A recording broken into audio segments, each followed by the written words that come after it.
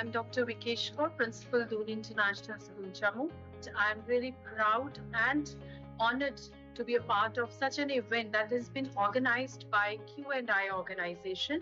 I extend my heartiest congratulations and generous gratitude to the founder and CEO of Q&I, Mr. Vinay Singh, and his team for organizing such a great event where almost all incredible intellectuals of Jammu and across Jammu, they were brought together under one roof. Basically, this event was about transformational leadership, which is the need of the hour. And as we all know, that education sector is changing with a fast pace, and we all need to transform ourselves and our initiatives to keep a pace with it. So basically, Q&I is an organization which is providing some kind of solutions for all of us, where they have some customized and tailored, structured learning strategies for everyone. As we all know that all children are unique in their own sense, and it is not possible to have one size fits all kind of a thing. That's the gone days that we all used to teach in the same way. What we have started out with is a test preparation segment, need-based learning or assessment-based learning as you can call it. But we want to turn into an edtech company that offers holistic learning to the child. We don't want to be confined to a particular exam as such, but be a part of the entire learning process. Make it more participative, make it more collaborative with cutting-edge technology basically to actually take it to the next level, make learning more enjoyable and more tangible in terms of the outcomes that come through it, and that is what the vision for Q&I is.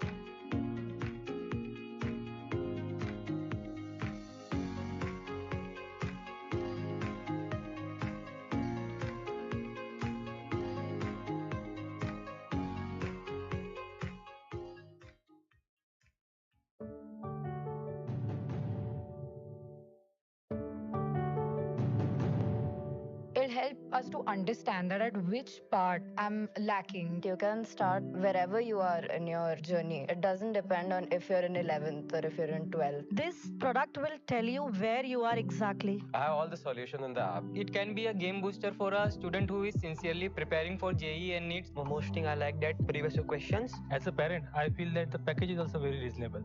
Yes, I would recommend it for the students of engineering and medicine. Platform will teach them how to do time management. I would really like to tell our students to go ahead with this. The analysis part, the assessment part is really very good. Thank Q&I for giving us the platform for learning such amazing things. Q&I is something that's going to actually make them very independent, make them understand what are their potential strengths, what are their weaknesses. Child can revisit after attempting the test. I feel understanding the way the questions are asked and how to answer them is really difficult. We keep on practicing questions and means watching video lectures, but we don't know that till what level we have prepared. Q&I gives you a dashboard. How much pace of preparation is required? That will be guided by this.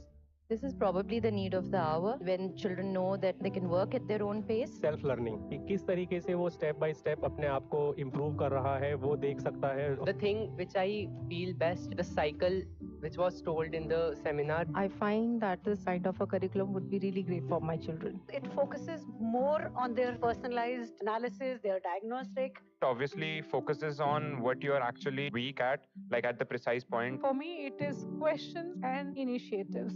This app has adaptive learning and provides questionnaire for students. आगे recommend करता हूँ और ज़्यादा से ज़्यादा लोग इसको समाज में आगे बढ़ाएं.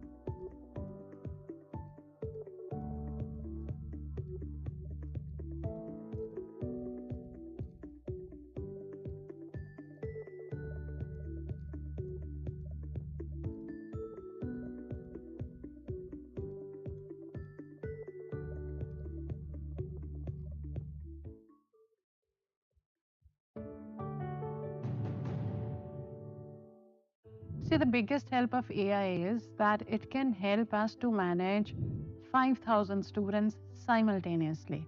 So whether it's a heterogeneous group or it is any kind of a group, that is no issue out here. Not only this, we take that tool of analysis that is really, really helpful, because what it does is it is highlighting the strength and the weakness of each and every student. So we continuously keep on going to the platforms. We pick up the analysis of the students who are working on the platform, and based upon that, we come to know that are there certain areas which are common to all the students where they're weak or they're not able to perform well. And based upon that input, then we design our content. Then we come out with a question bank or we come out with any kind of a help so that students are able to clear their weak areas and fill the gaps which are there in the knowledge and move ahead. This is not possible by any single teacher to do all this. So this is how AI is helping immensely to understand each and every student.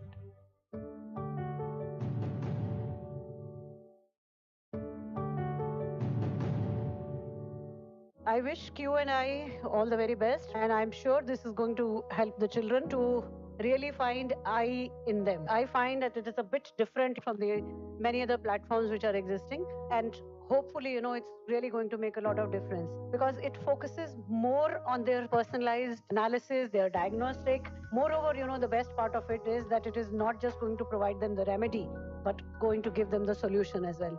So it is a very, very important product. Let's see, hope for the best, future to come. The children will be able to explore I in them.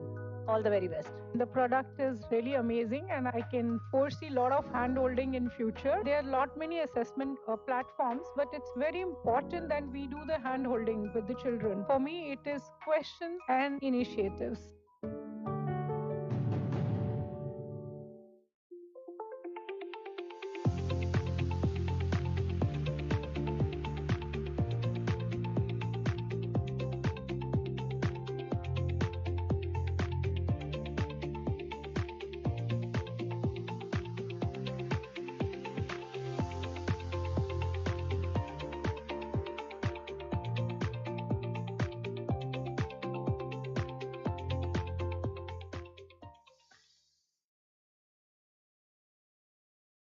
So before designing any product, we try to understand why we are building and then what we are building. So we have to be very clear about why we are taking up any project or any product feature that or any offering for that matter. We just spend a lot of time on deciding why and the what's, and that involves a lot of surveys and researchers and talking to people who are actually going to use our product. You just don't build it for today, you build it for tomorrow. You have to have that whole roadmap in front of you before you actually begin with the process of designing the first draft of it. And then we get into the process of designing the launch and the features that will go into it, and every team what tasks they are going to take.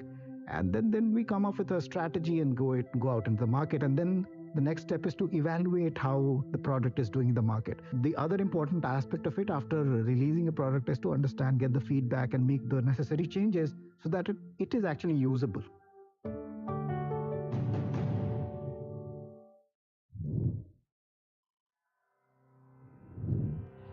NEET UG is for all those students who are looking for an admission into a medical college. Now this test, in addition to, it's not only about the subject knowledge, it is also time-bound test.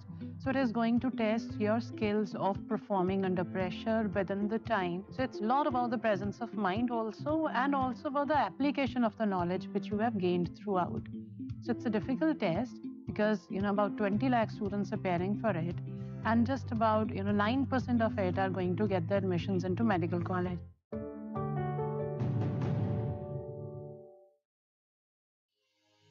I'm Dr. Vikesh Kaur, Principal, Doon International School, Jammu.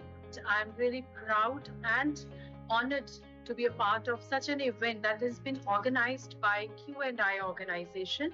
I extend my heartiest congratulations and generous gratitude to the founder and CEO of Q&I, Mr. Vinay Singh, and his team for organizing such a great event where almost all incredible intellectuals of Jammu and across Jammu, they were brought together under one roof. Basically, this event was about transformational leadership, which is the need of the hour. And as we all know, that education sector is changing with a fast pace, and we all need to transform ourselves and our initiatives to keep a pace with it. So basically, Q&I is an organization.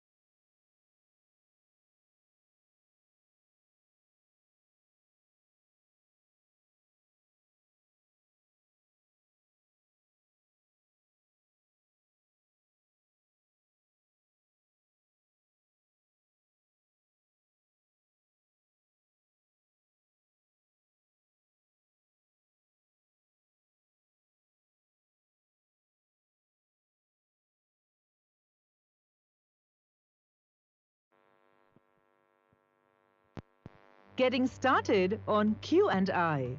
Preparing for competitive exams can be challenging, but we're here to change that forever. Introducing Q&I, the assessment-led learning platform that brings the fun back into learning and gives you the tools to perform at your level best in JEE and NEET. But what exactly does assessment-led learning mean, and how can you use it to your advantage? To find out, let's dive into our platform. To begin with, visit www.qanditoday.com and click on Login. If you haven't already registered on our website, you can do so by filling this form. Now enter your registered mobile number and click on Get OTP. And well, you know this part already, don't you? So let's skip ahead. Once you've fully logged in, you'll see this page. Simply select your level of subject-wise proficiency before clicking on Continue.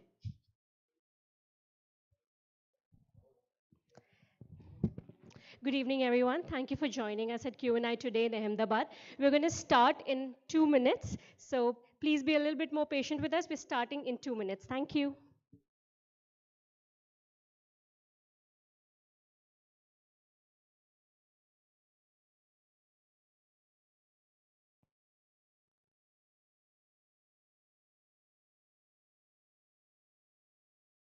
manage 5,000 students simultaneously.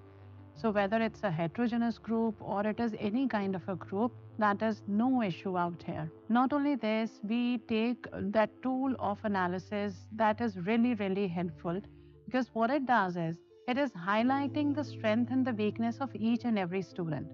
So we continuously keep on going to the platforms. We pick up the analysis of the students who are working on the platform, and based upon that, we come to know that are there certain areas which are common to all the students, where they're weak or they're not able to perform well. And based upon that input, then we design our content. Then we come out with a question bank, or we come out with any kind of a help, so that students are able to clear their weak areas and fill the gaps which are there in the knowledge and move ahead. This is not possible by any single teacher to do all this. So this is how AI is helping immensely to understand each and every student.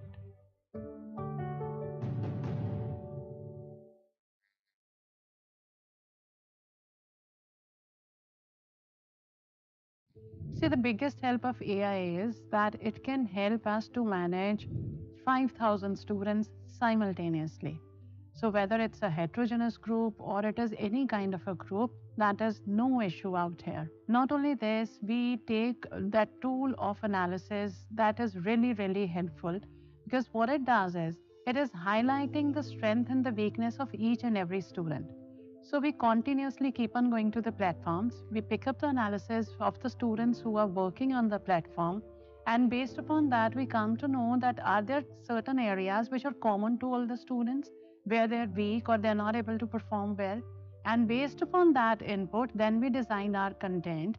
Then we come out with a question bank or we come out with any kind of a help so that students are able to clear their weak areas and fill the gaps which are there in the knowledge and move ahead. This is not possible by any single teacher to do all this.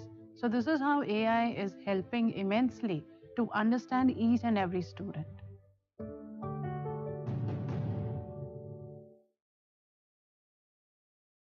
See, the biggest help of AI is that it can help us to manage 5,000 students simultaneously. So whether it's a heterogeneous group or it is any kind of a group, that is no issue out here. Not only this, we take that tool of analysis that is really, really helpful because what it does is it is highlighting the strength and the weakness of each and every student. So we continuously keep on going to the platforms. We pick up the analysis of the students who are working on the platform. And based upon that, we come to know that are there certain areas which are common to all the students where they're weak or they're not able to perform well. And based upon that input, then we design our content.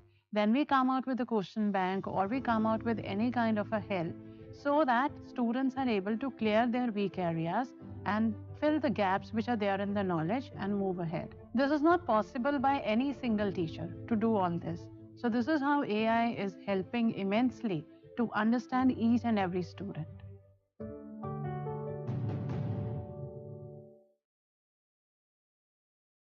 See, the biggest help of AI is that it can help us to manage 5,000 students simultaneously.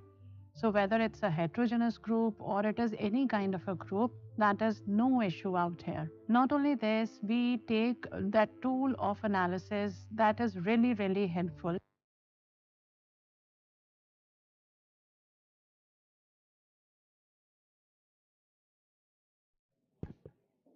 Good evening, esteemed educators. Thank you for taking out time and coming over Q&I today. I would like to introduce Ms. Shreya Khaitan, who will be our host and moderator for the panel discussion. Shreya Khaitan is an alumni of Delhi University and part of marketing and business team at Q&I. Shreya has worked with over 100 plus schools nationwide, driving impactful growth through various initiatives and edtech collaborations. Her expertise lies in creating impactful initiatives, fostering strong partnership with schools and stakeholders, and uncovering growth opportunities to broaden Q&I's impact and reach. Let's welcome Shreya.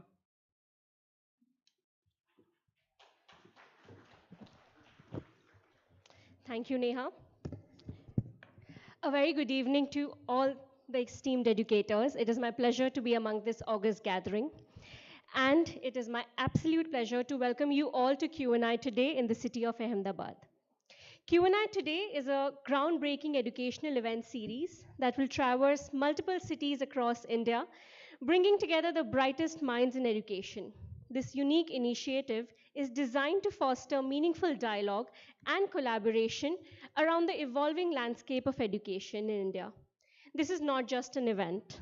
It is a celebration of ideas, collaboration, and innovation. And Q&I is a revolutionary education initiative by Thomson Digital, India's leading digital publishing solutions provider, founded by the promoters of India Today Group. Q&I is a conceptual breakthrough. It represents a paradigm shift in preparing students for competitive examinations from grades 8 to 12. And today, I'm here to ensure our discussions are meaningful, insightful, and flow seamlessly. Together, we'll explore how the technology is transforming education to help students achieve their fullest potential. Thank you all for joining us, and we look forward to an engaging session. We are truly thrilled to have such a distinguished group of education leaders, innovators, and decision makers gathered here today. As we embark on this exciting journey, let us take a moment to acknowledge the incredible contributions you have made to the field of education. Your dedication, passion, and commitment to nurturing young minds and shaping the future are truly inspiring. Can we please have a huge round of applause for each one of you? Thank you. We have a packed agenda for today, featuring engaging panel discussion, interactive sessions, and thought-provoking presentations. We hope these sessions will spark new ideas and inspire you to take your initiatives to greater heights. The first segment for this evening is our panel discussion. Let me introduce our panel discussion topic for today. The topic is the future of personalized learning, how technology is changing the classrooms. And we're truly honored to have an esteemed panel of speakers for this discussion. May I please invite our first panelist, Mr. Milind Farke, Principal, Rangoli International School. Thank you for joining us, sir. Ms. Nirali Dagli, Principal, Calorix Future School. Welcome, ma'am. Ms. Priyanka Saxena, Principal, Cosmos Castle International School. Thank you for joining us. Mr. Amarjeet Soni, Founder, Upaya Ed Group of Schools.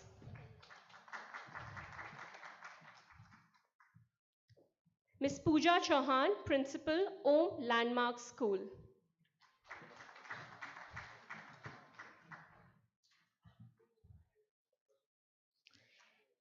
Ms. Sunita Tiwari, Principal, Bright International School.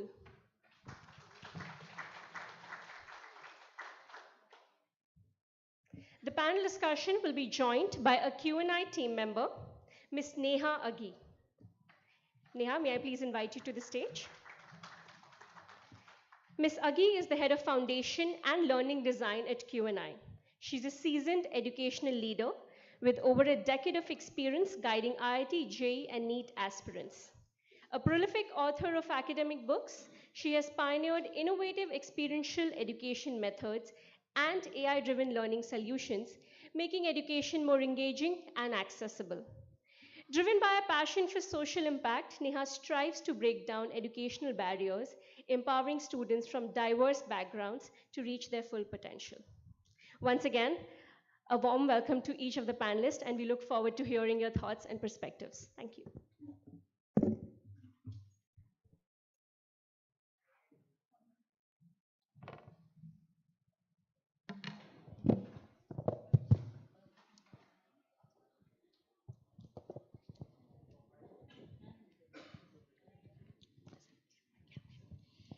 Once again, good evening, everyone, and welcome to today's panel discussion on the future of personalized learning, how technology is changing the classroom.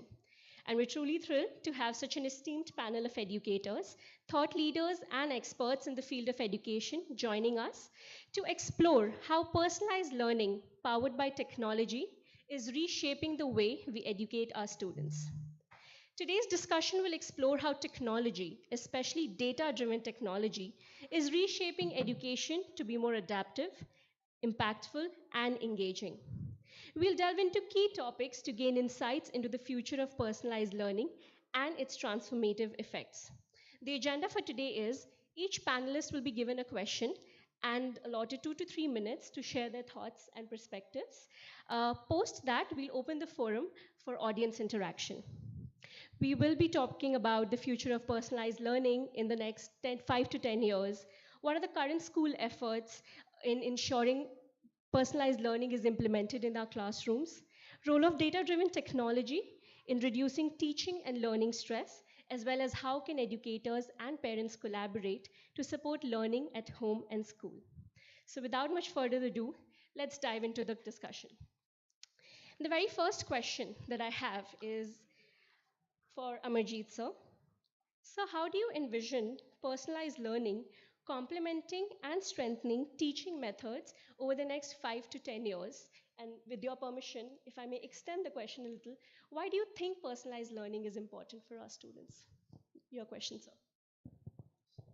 So if you talk about the personalized learning, because I'm since last 20 years as a maths teacher, I started my career. The main problem is that we have 40 students in classroom. There are some bright students. There are some students, their base is actually weak. So from where we get the idea how to teach these students? The main problem is that The weak student, they need actually the foundation content. And the advanced students, he need the challenging questions. So how to balance in a classroom? For that, a lot of technology platforms are there. They are helping for 9 to 12 students. But for coming 5 to 10 years, there will be something like different, means class prep to 12th. Suppose a student is studying mathematics and he appear for examinations. From that exam, we know where he is lacking, in which concept, which theorem, so that we can allot 5 to 10 questions, so that he can practice on particular question, so that he can improve his, you can say, performance in upcoming test. So right now the platforms are available for 8 to 12th. But for junior division, suppose a student who is studying in class 4th, he has a problem in basic mathematics or in science or whatever the topics. So through the personalized learning, right now teachers are facing a lot of problem. Parents are complaining like, मेरा बच्चा भी ध्यान नहीं दे पा रहा, आप कैसे कर रहे हो, 40 बच्चों की क्लास है, how you are tackling. So once it will implement, so the parents itself at home, they can see my child is in grade 4. In mathematics, particular in concept, he is weak. In science, he is doing extraordinary. In sports, he is where. So from pre to 12th, we have the complete database of a single student. Means class prep में जब उसकी journey start हुई, then class 5th, 6th, 7th, 8th, 9th, 10th, जो अभी confusion होता है, which stream I need to choose after 10th, that will be sorted out. Means a parent himself knows which stream I need or my child wants to go. That is the future of 5 to 10 years after, you can say, personalized learning.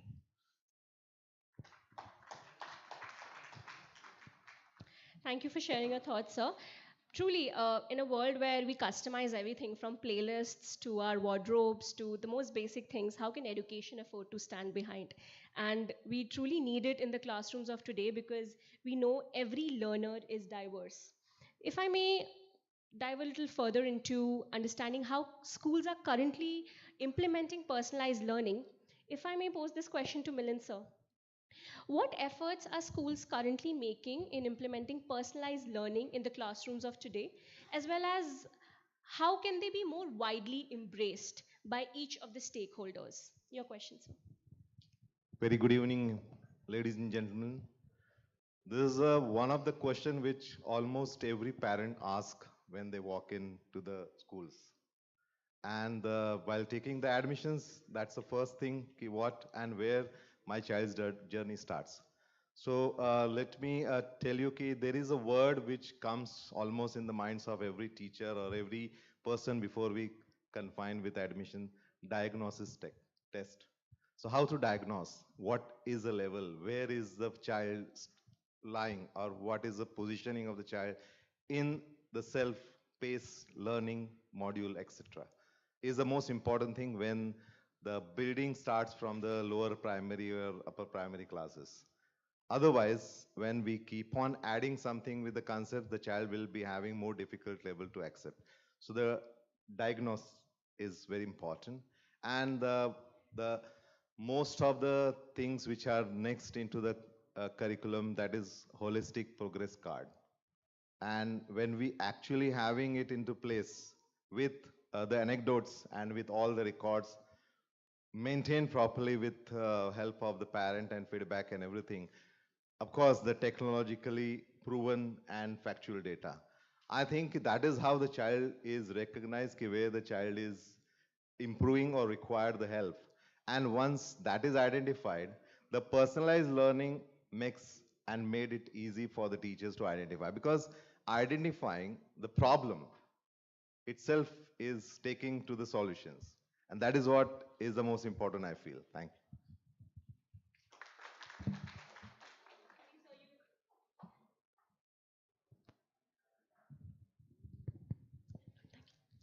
Truly, sir, that's absolutely right. The first step towards implementing anything is understanding, like you said, diagnostic. It helps us understand students better, and you've touched a nerve. I think that is something that would truly help us bring personalization to our classrooms today. If I may pose the next question to Sunita ma'am.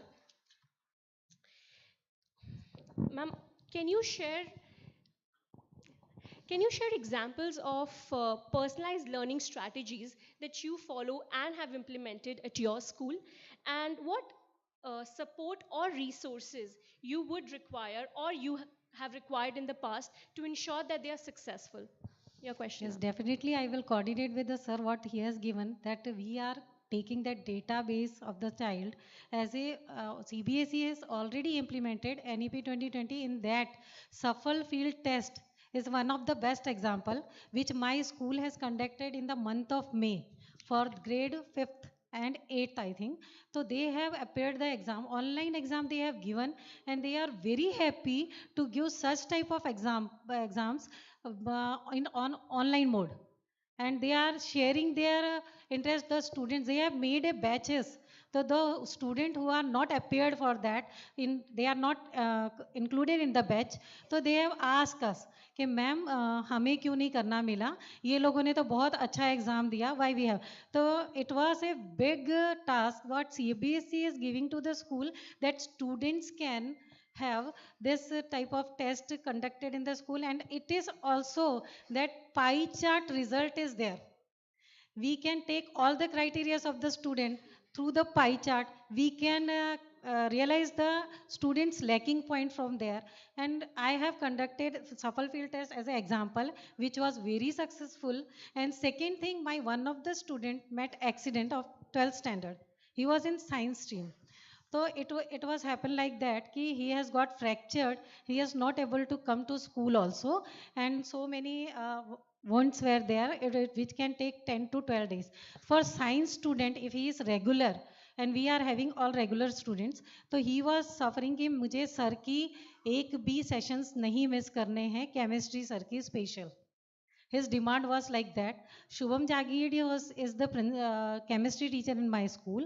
So he thought कि ma'am बच्चे का तो help करना है, whether I will go move to his home, either I will provide him my lecture by online way. So yeah, videos. So they have conducted that video session for the students. Even the students who are not able to attend that lectures, they have got that help to even that by Subham sir. So our teachers are like that कि they are helping one by one. They have so many doubts in Z and NET. So they are asking sir हमें क्या करना है. They are guiding them. But from the book they are getting some minimum task to do. So they are suggesting them कि आप ऐसे करो तो आपका हो जाएगा. तो हमने implement किया practically. We have observed the students are very fond of our teachers also. Even I need something, the students are rushing for JEE and NET.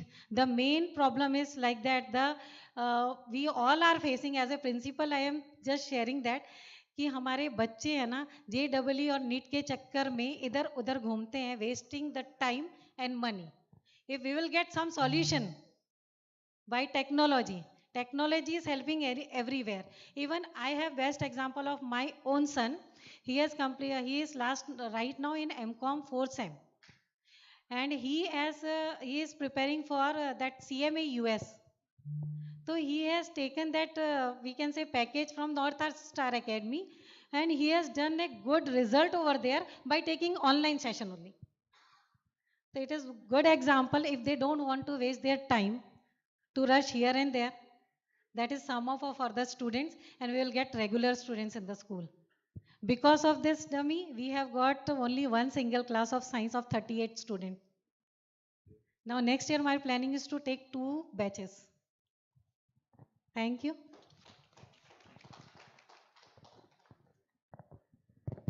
Thank you for sharing those examples with us. They truly enumerate why personalized learning is important.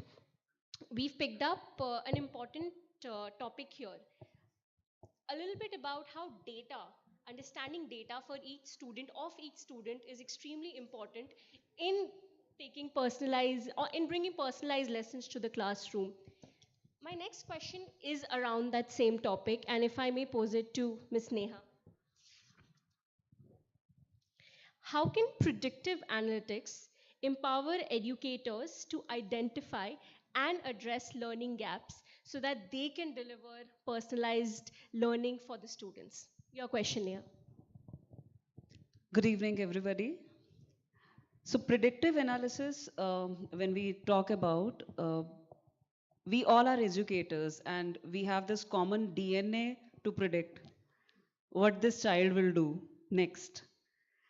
And we observe through multiple eyes. We observe through different teachers, what the child is doing in art class, what the child is doing in math class. And through different eyes, we get information, we get data. And on top of it, we build our intuition. That's our normal practice.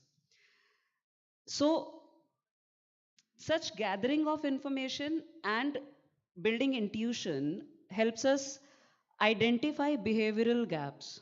But when it comes to learning, how many eyes do we have on children when it comes to math? One, two eyes, one teacher. In science, again, one teacher. So we build our intuition with limited information. So our fundamental is something for behavior, for emotional needs. Everywhere we have strong base, but for subjects, for academics, our information is limited. So first we need to understand how we can get that information and then how technology can help us. So think of a simple scenario like Google Map. All of us are using these days.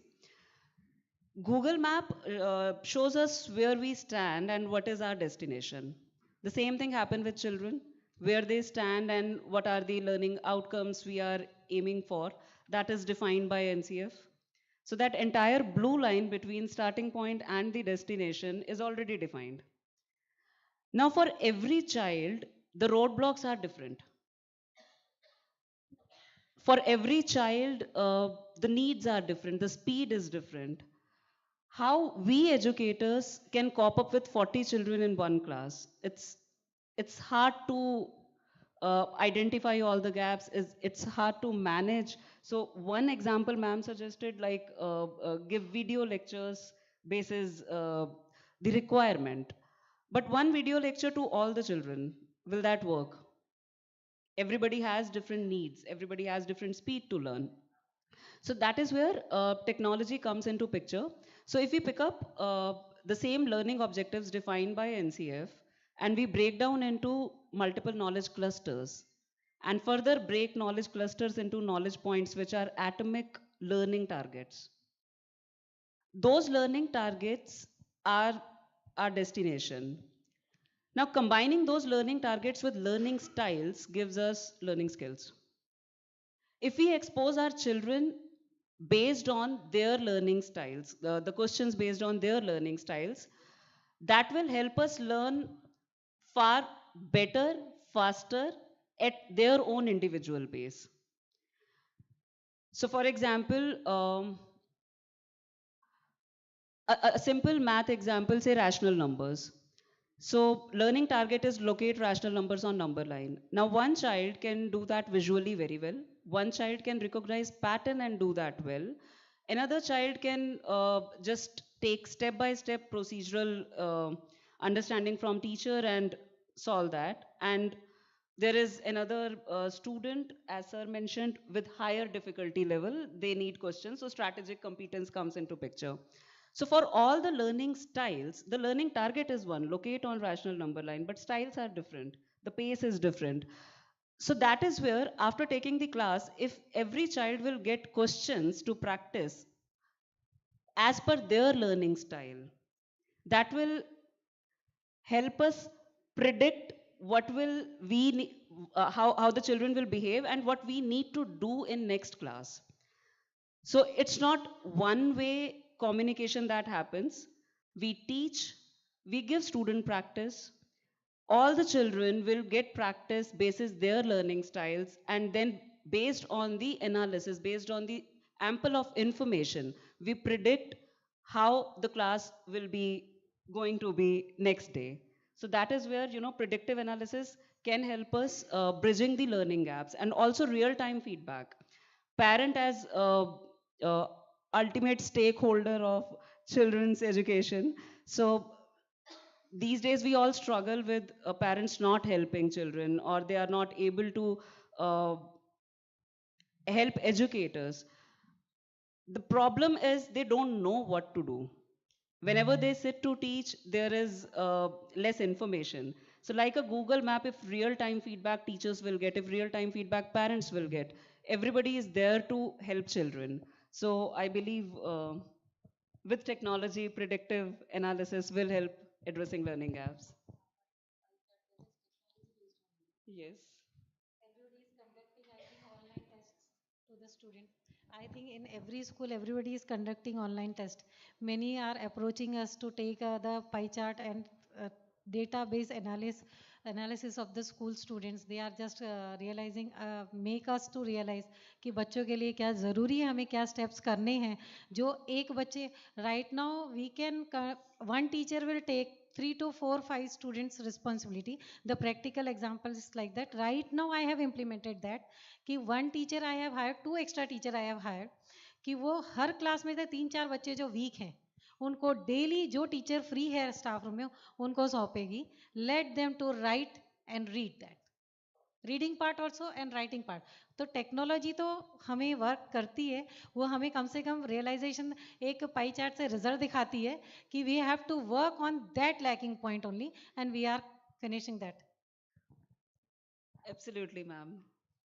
Thank you, Neha. Thank you very much. It's amazing to think how technology can take personalization to every individual's level. There are two thoughts that come to my mind. First is, if we look back, we've gone from I want every child to be taught this way to we need every child to be taught the way they learn best. And I think that whole journey in itself is amazing.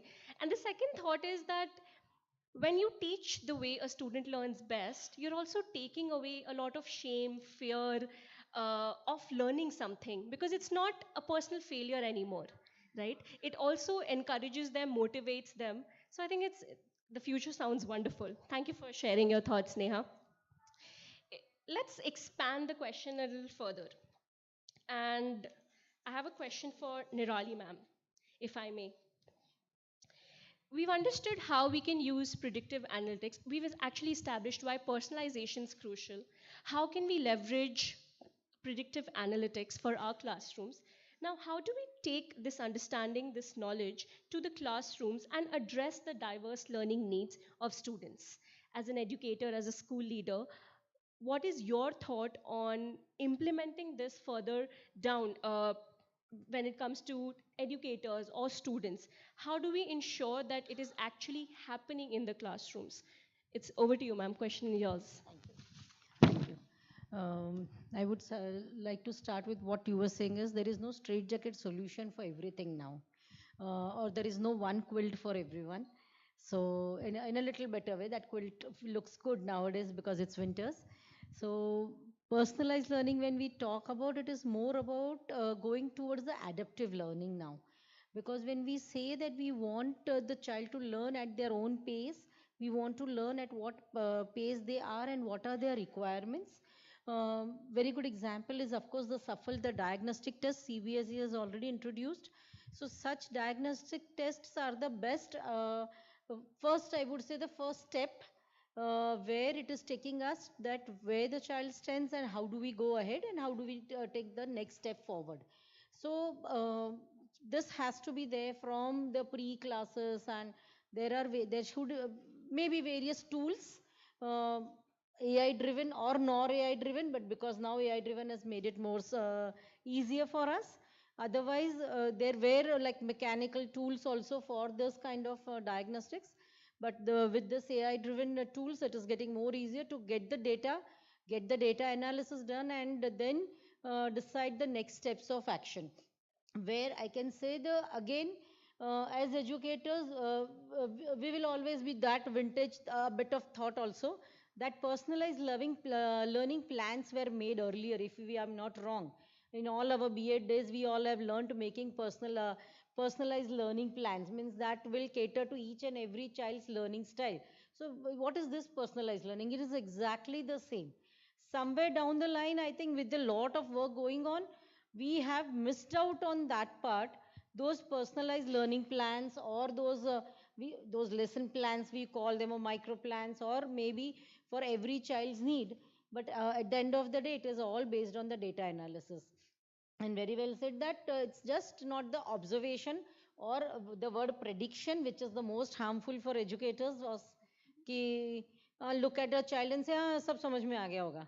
So that's the most I think the worst thing that we has been happening in our field earlier, which is no more going to work for us or for our students, because it's not going to help us. We think that we all are educators, we are more learned, but let's not forget that the students are the Gen Z and they are more smarter than us. So their requirements are more, their expectation as parents and as students also is more from us. So naturally we'll have to give one step ahead them. And everybody requires a different way of learning, teaching and understanding. I think that's the only role left with us to do that. We understand their needs in whatever way, through the tools or maybe mechanical or AI tools, follow the data analysis, understand that well and then go ahead. Otherwise, we will become more vintage and they'll grow out. So I think that's only is the future that we have to go with their requirements. Thank you, ma'am. Some excellent points made. And if you think about it, the way technology grows, it's never linear. It's exponential. It can go from 2 to 100 in no time.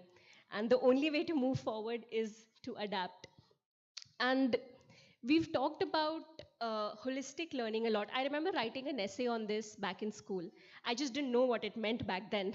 Now, when I hear you all talk, I think I understand it's actually happening in schools these days. Sounds wonderful. Going a little forward, when we talk about holistic learning, when we talk about personalizing learning for our students, there's an important aspect that we've been talking about recently is overall well-being of our educators as well as of our students. You see, we believe that learning doesn't stop in schools anymore. It goes beyond, because we want our students to be lifelong learners. Now, how do we ensure that education technology is helping educators as well as students ease their teaching and learning load so that there's more enjoyment, enrichment in learning and less burden? If I may pose this question to Pooja ma'am, what is your take on the topic, ma'am? The question is yours. Thank you so much for your question. See, already we are discussing about the technology and other things. We are having a good discussion and good debate with us. Many generations are sitting in front of us. And if we are talking about the technology and things, we are a good examples. We are sitting, we are coming from the different places. So because of this only, we gather together and we can discuss over on this topic. So coming to your question about how technology is using for the staff, for the teachers and for the students, right? So first of all, it is very easy to learning platforms, and about if we are talking about the teachers, for teachers also, it is going to be very smoothly and easy.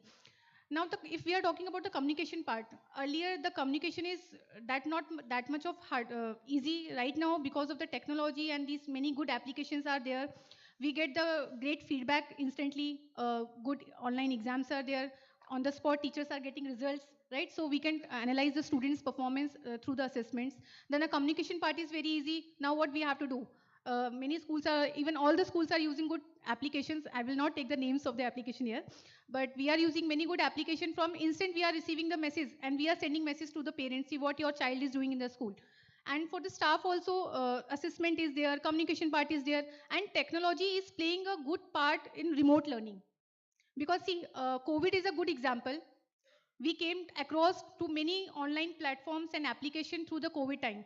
Earlier, okay, we know about the online platform, but COVID is a good thing. We learned many good online platforms that time. We introduced online classrooms for the students, for the teachers. They got to know how we have to take the online classes and many things. So I think the technology is doing a very grateful part in the part of education and all for the staff and for the students. Thank you. Thank you for sharing your thoughts, ma'am. And truly, if you think about it, it's amazing that when technology automates the daily, the mundane tasks for our educators and takes away the assessment, testing part, which takes a lot of time because you have to personalize it for every student, it leaves our educators to do what they love to do best: teach, mentor, guide. And I think that's the thought we would like the audience to be with. Thank you for sharing that. With that, I have a very pertinent question to conclude the debate. And the question is around how, when it comes to a student, a child, there are different stakeholders involved: a parent, an educator, and the child itself. Uh, how do we ensure that there is collaboration between parents as well as educators to ensure that learning doesn't just stay in school, it also happens beyond classrooms at home? And if I may pose this question to Priyanka ma'am, so how can educators and parents collaborate? The question is yours, ma'am. Hello. Good evening, everyone. So I think this is the most important question which we are looking forward to have it on the stage right now. So the thing is, first of all, we should understand the need of collaboration. We need to bridge the gap between parents and teachers, first of all, because right now the scenario is, as an educator, we feel that we are one bank of the river and parent is the other bank, which do not meet. Parents have their own concerns related to the students. They have their complaints for the teachers, and teachers have their complaints against the students. But what we do not have is that a collaborative approach for the holistic development of the particular child. We both have the same purpose, but our directions are different. So first of all, we need to bridge the gap. So now how to bridge that gap? So we all have PTMs in our school. We have certain platforms through which we send messages to the parents. We inform them about the strength, the weakness of their kids, how they can come ahead and help us to resolve certain concerns related to their child. So first, that is important. Second is we can have PLP designed for each child, that is personalized learning plan for each child, that depends on the goals of the student, their strength, their weakness, and the pace at which they are learning. That is very much essential right now. Coming to the third is, when we talk about holistic development, we doesn't mean only academics. As sir has already told about HPC as well. So what is HPC? That is a complete integrated result of how the child is developing in social field, in emotional field, and in problem solving field. Right now, a student is on an average in a school, he is spending around 6 hours and rest 18 hours he is spending with the parent. But believe me, and you must be agreeing to me, that what knowledge, what understanding we have about a particular child, certain times when we share the same with the parent, they get astonished that, wow, the teacher is knowing so much about my child, which I am not aware about.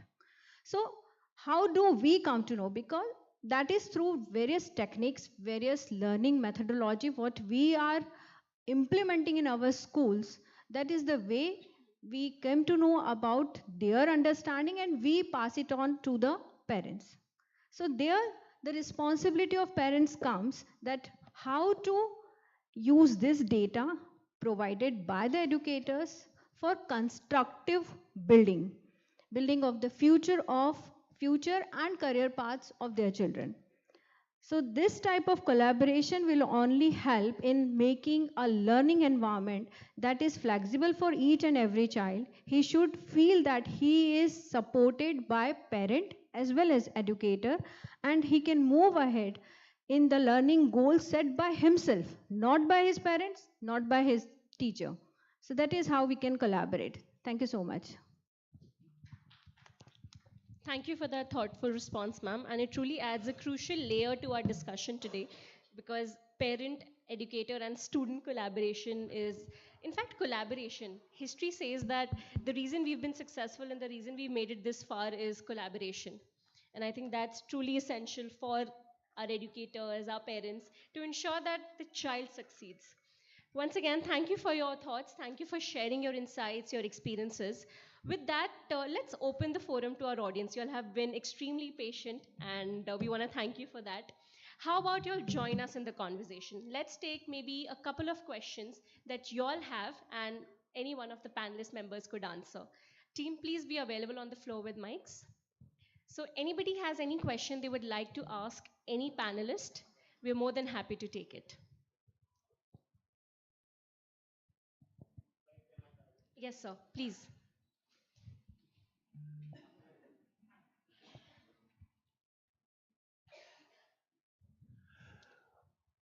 Good evening, everybody. Now, what we have found is that we have been talking about predictive scores, something like presumptive scores. How does it help? We need to understand that. I would request the panelists to see how to look into it. And can we not look into this technology as something which is giving us a scope to understand the child better, even before the child is born? Look at 20 years back, when a child was in the womb, we would be able to understand the child's problems only after its birth. But nowadays, we have got all the ways and means to understand the problem in the womb and take care of it there or as soon as the child is born. If we look at technology from that point of view, as something which is aiding the right birth and the right living, probably we will be able to do a better job.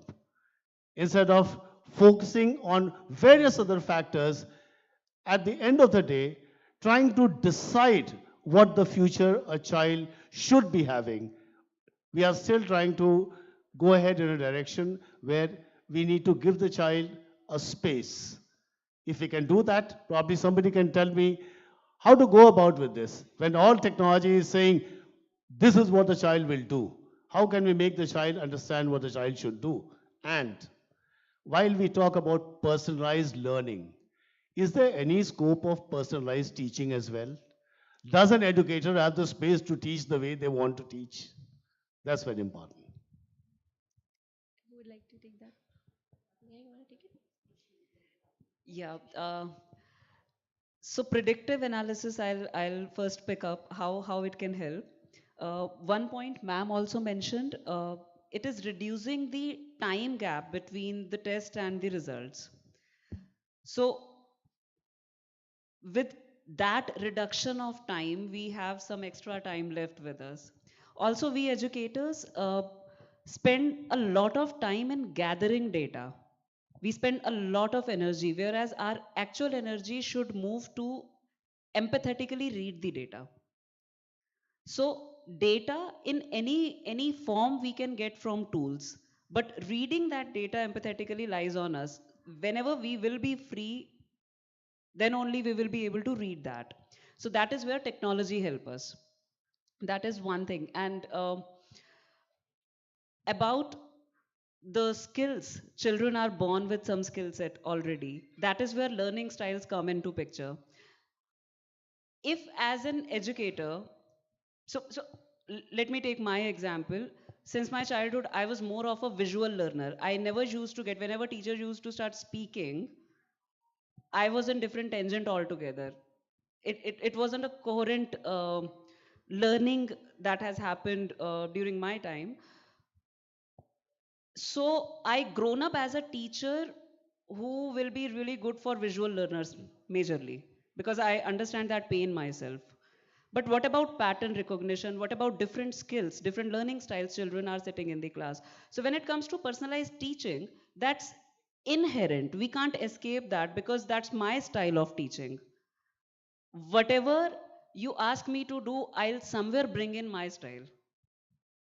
Because I'm not a robo, I'm a human being. So that space is always there, but when it comes to satisfying the needs of learner, That is where technology comes into picture, because I have my own style, but children have different other styles. So to cater to that need, somewhere it requires a large data. So when I was talking about knowledge points, from grade 8 to grade 10 in single subject, we expose our children to 10,000 plus knowledge points unknowingly. Or maybe we can say some skills.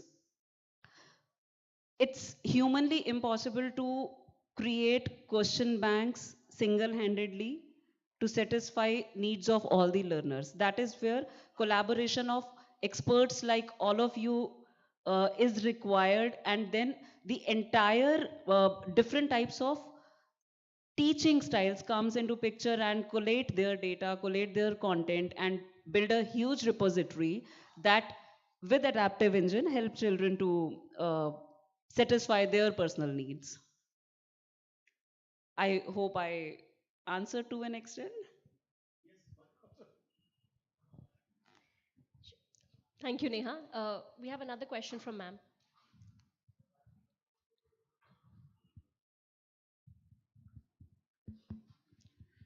Yeah, good evening, everyone. I think we should start from basic because we are talking about personalized learning, and there is a lot of confusion amongst teacher what between online learning and personalized learning. Understand? Because teachers think if they are online, they are teaching online, that is personalized learning. Many of us don't know even the difference between CAT exam and GMAT exam.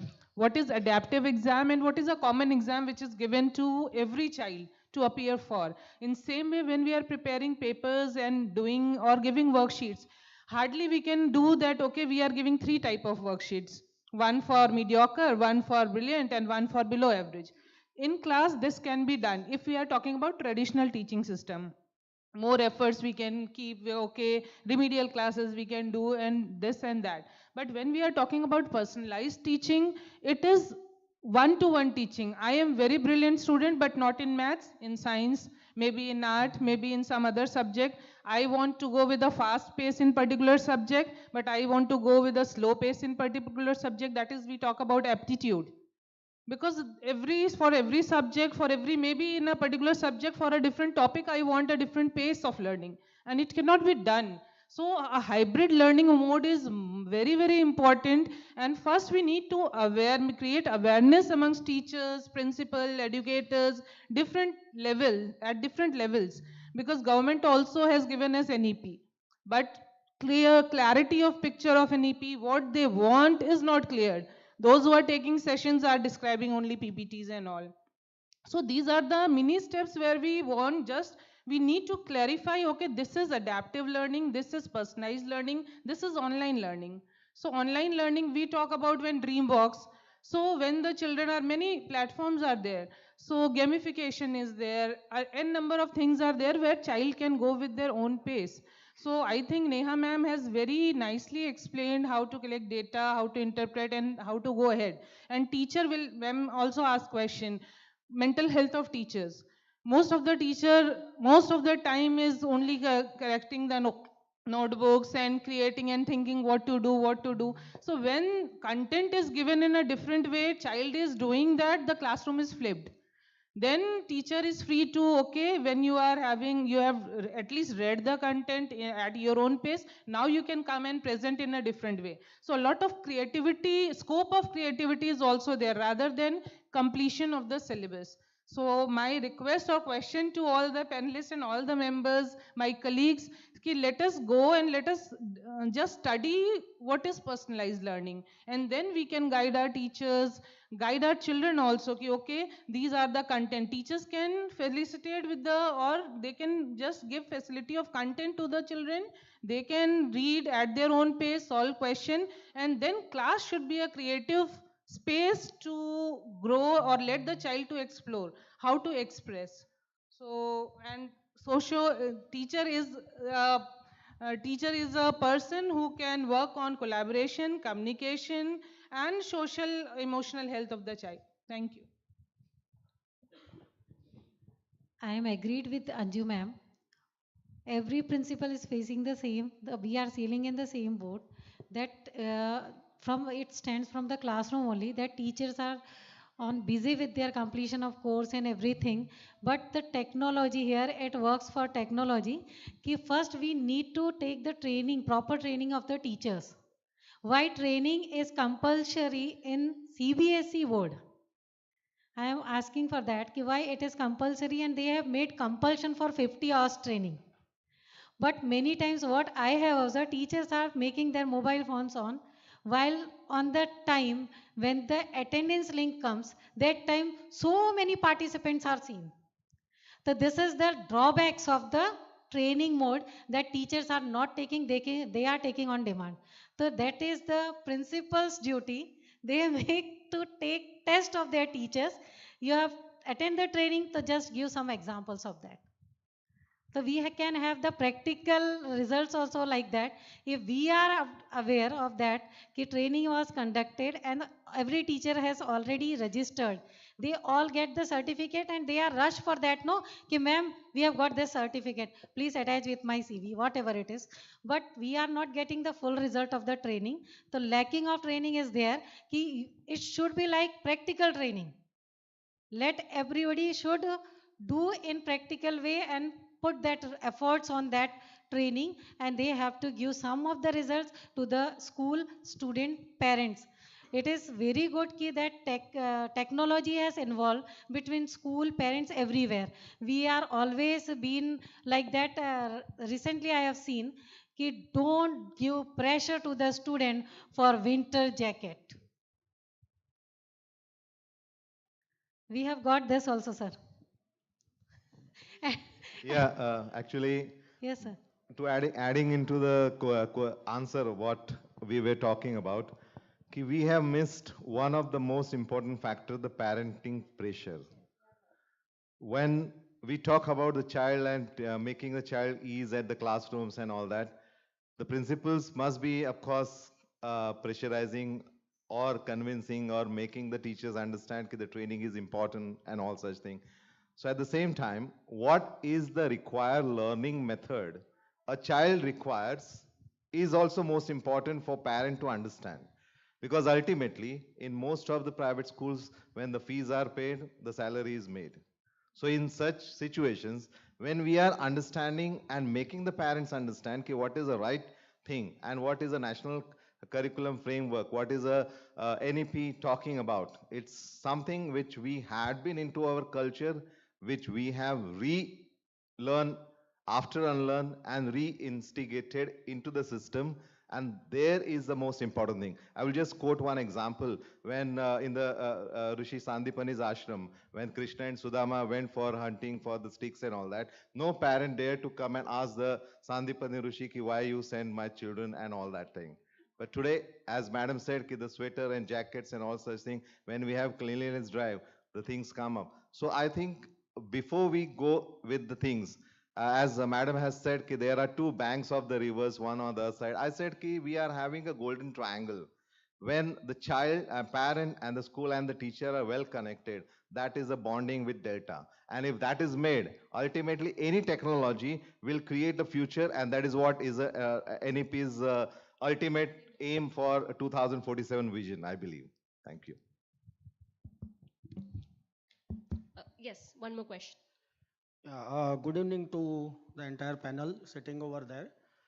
There was one burning question came from the host of this panel discussion to Priyanka ma'am.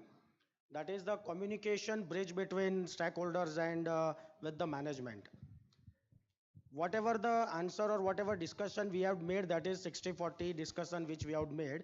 My question to Priyanka madam or to the any one of the panel is that what about that 40% of parents, those who are always questioning our teachers or our school, कि मैंने तो बच्चा आपके पास छोड़ दिया, अब आपकी जवाबदारी है ना? So what exactly the solution to this question is? Because 60% our teachers are really doing a commendable job.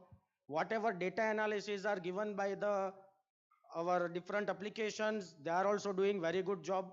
Our principals, our school management, everyone are giving the facilities which are needed for the parents.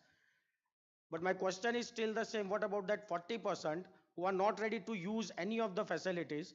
How we can, indulge them to these facilities and make the personalized learning for that below average students? If anyone can Yeah. please answer. Thank you. Good evening, sir.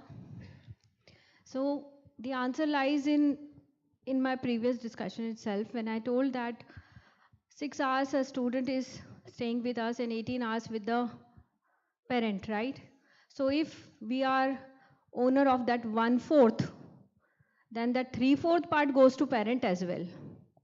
So here parents do have the rights, and right now as ma'am also told that jacket nahi pehenna, ye jo sab cheezein aa rahi hain, that is just to oppose school. I think school rules and regulations, that is what coming. But how can we bridge it is just to let parents know about that the ownership of your child life lies with you as well. Of course, we are the facilitator in the school, but at home, your support is that much required so that the student or your child can bloom what to his potential, what he is meant for. So for that, we can definitely share first of all the good points, because every child has got certain strengths.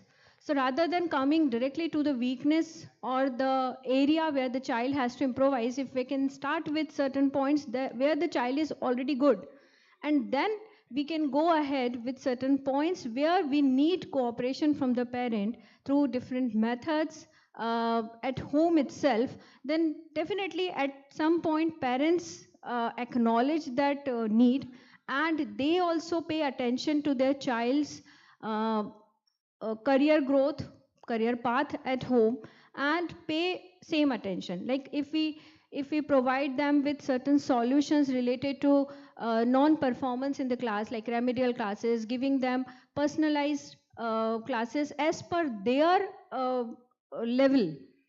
If I talk about my school, we have got remedial classes mostly on Saturdays, and those remedial classes are not meant for particular standard. It is meant for subject, and there the child can attend a particular subject like maths. If they are coming for, they can attend the class of mathematics, and the teacher will start the lecture or this classes with the level, at the level, from the level the child is, whether the child belongs to grade 3, 4, 5, 6, any level, but the teacher identify that from where we have to pick up. So that class is for all the students, right from 3 to 8, and the child is learning, the children are learning in the class the same thing, so that they can go to the next level. So the next class, remedial class, when it will come, the child will be in next level then. So that is how we can make a child reach a particular level rather than concentrating on the grade in which they are. So that is also one of the method, and parents do acknowledge initially it's a tough thing to convince the parent, but once they understand the difference, they notice the difference in their child, definitely they cooperate with the teachers and do come to support them. So I hope I was able to meet your question to some extent. So Ma'am, that can I is give the how- answer? I will extend your answer. Sir, don't take me negative. But see, we all are leaders sitting here. Somehow we are responsible for this thing. We are pressurizing the teacher. If we receive the complaint about teacher कि okay, the parent came, sir, आपके इस teacher ने ये XYZ चीज की है. So we are not going to ask question to the parents कि what you are doing. Just ma'am is saying कि student is we are having 8 hours in our school. Rest 18 hours, the student is at home. So we are not questioning the parents कि what you are doing at your place. So that as a leader and as a team, we have to come forward ki what you are doing. So definitely parents will do, sir. The 40% will become zero.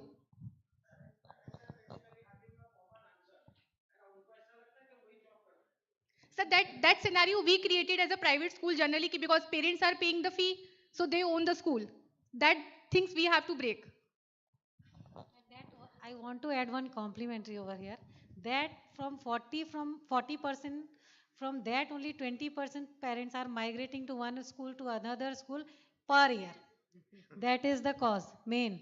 And in this portion, I need your also, we can say cooperation or collaboration, that we need to be strengthened. Let the parents should move here and there. We need to be stuck with our decision, and we have to, we are the career or future developer of the school students. So what we are initiating that they are not knowing. They are on thinking for their own individual, but we are thinking for whole over school. So this is the 20% are compliment. We are migrating to one or the other school, and we are taking them in. Okay. Well, thank you. That was very insightful, very inspiring. Thank you for sharing your thoughts. Thank you for your questions. In the interest of time, we'd like to bring this to a conclusion. Thank you for your questions. I know some of you all have more questions, but please don't worry. After the next segment, we have a short networking break. We'll use that opportunity to ask more questions and connect with one another. Meanwhile, audience members, thank you for your questions. Panelists, thank you for your answers. This entire discussion was very insightful, very inspiring. It struck a chord with a lot of school leaders this evening. I want to thank you all for taking out the time and being with us this evening, sharing your thoughts, your experiences. It was truly delightful and it was an honor. But before we conclude, as a token of our deep gratitude, uh, here's a small memento that we would like to present to each one of you. May I please request Neha to kindly present it to our esteemed panelists. On behalf of Q&I team, I want to thank each one of you for taking out the time and for sharing your thoughts. Thank you so much. Neha, please do the honors.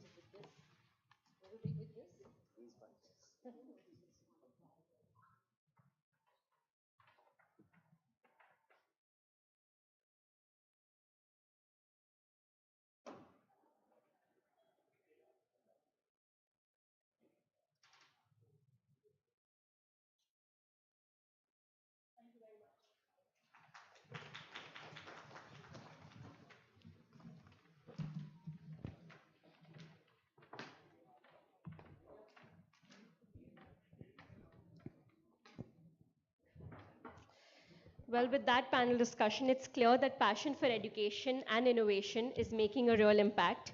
And our panelists gave us a lot to think about. As we move forward in this ever evolving educational landscape, there's a lot to do, there's a lot to learn, and there's a lot to think about. Once again, thank you to each of our panelist members. And now we are excited to move into a segment that speaks directly to the heart of innovation and progress in education. At Q&I, we believe in the power of personalization and the transformative impact of adaptive learning. Q&I is a bridge that connects students to their fullest potential. Q&I creates an environment where every student can thrive, regardless of their starting point. In a world where technology is shaping every aspect of our lives, education cannot afford to stand still. The next presentation is an invitation to you all to imagine how we as educators can harness these advancements to make learning more engaging, more effective, and more meaningful for our students. I now invite you all to not just listen, but to envision how this approach can transform our classrooms, ignite curiosity, and truly empower our educators and students to take control of their teaching and learning journeys. Please join me in welcoming Mr. Anurag Chandra, who's the head of product and business operations at Q&I. Welcome to the stage, Anurag. Mr. Chandra is an alumnus of IIT Kanpur with around 20 years of experience in the education space. He has authored several academic books for JEE and a bestseller fiction titled The Ramayana Secret in 2018. He comes with comprehensive experience in several top edtech companies in different roles in content, product, and business. Once again, welcome, Anurag. Thank you. Thank you, Shreya. I now request you to kindly take our audience members through the Q&I vision, through the Q&I story. What is it that we stand for, and what is it that we're trying to do? Sure. The stage is yours. Thank you, Shreya. Good evening, school leaders and educators. It has been a really engaging panel discussion that we just had, and we took out a lot of insights from that we'll be taking back home as well to integrate into the kind of solutions that we are trying to build for the schools. In the next 15-20 minutes that I'll be running through the presentation of Q&I and what we actually are trying to build, we will touch upon the various solutions that we are trying to build in and what has been the thought process behind building such solutions. And post the presentation, we'll open the forum to take your feedback, your insights as well on how you think the solution looks. And at a later point in time, we would be very grateful to come back to the city and visit each one of you personally at your schools to understand this kind of solutions that you are working with, the challenges that you are facing, and what we can do to create some kind of a collaboration working together in the upcoming academic session. So to begin with, the organization that I come from is Thomson Digital. Thomson Digital is a part of the larger India Today umbrella group of companies. So we are into media, we are into schools. So Thomson Digital basically is a company that has been in the space for the last 5 decades.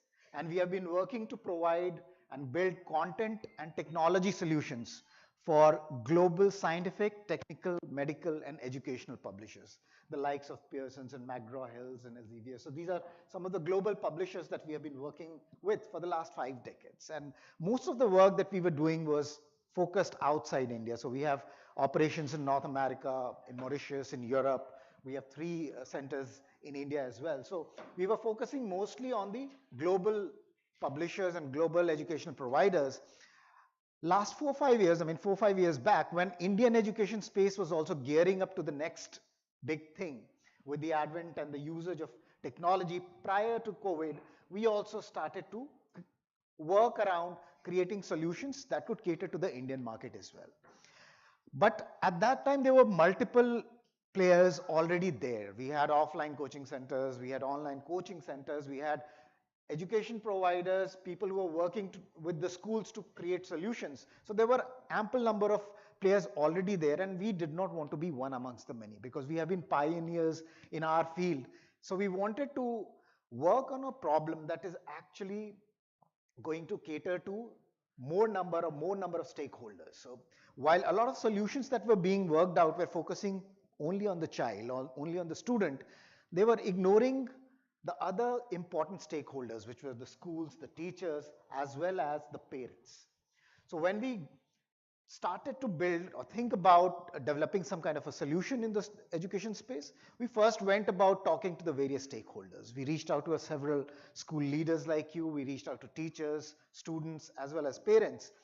And the focus initially for us was to talk to the parents of the children who were preparing for these competitive examinations. So we began our survey with students going for preparation of these competitive examinations in class 11th and 12th. And then we gradually moved to the other grades 8, 9, and 10 because that is when the foundation is set for anything that you do over and beyond class 10. So we went around talking to the parents there, and that is how the idea of Q&I, the initiative from Thomson Digital, germinated. So Q&I is a part of Thomson Digital. It's an initiative of Thomson Digital.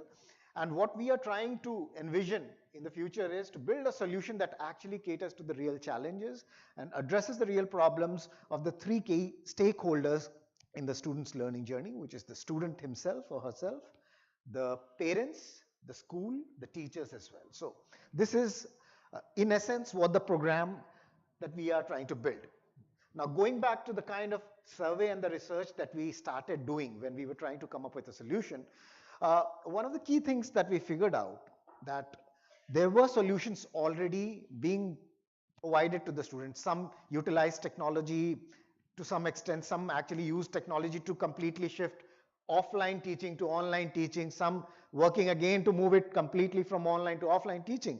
But one thing that we figured out, that the kind of system, the kind of solutions that were being developed were kind of working in parallel to the existing schooling system.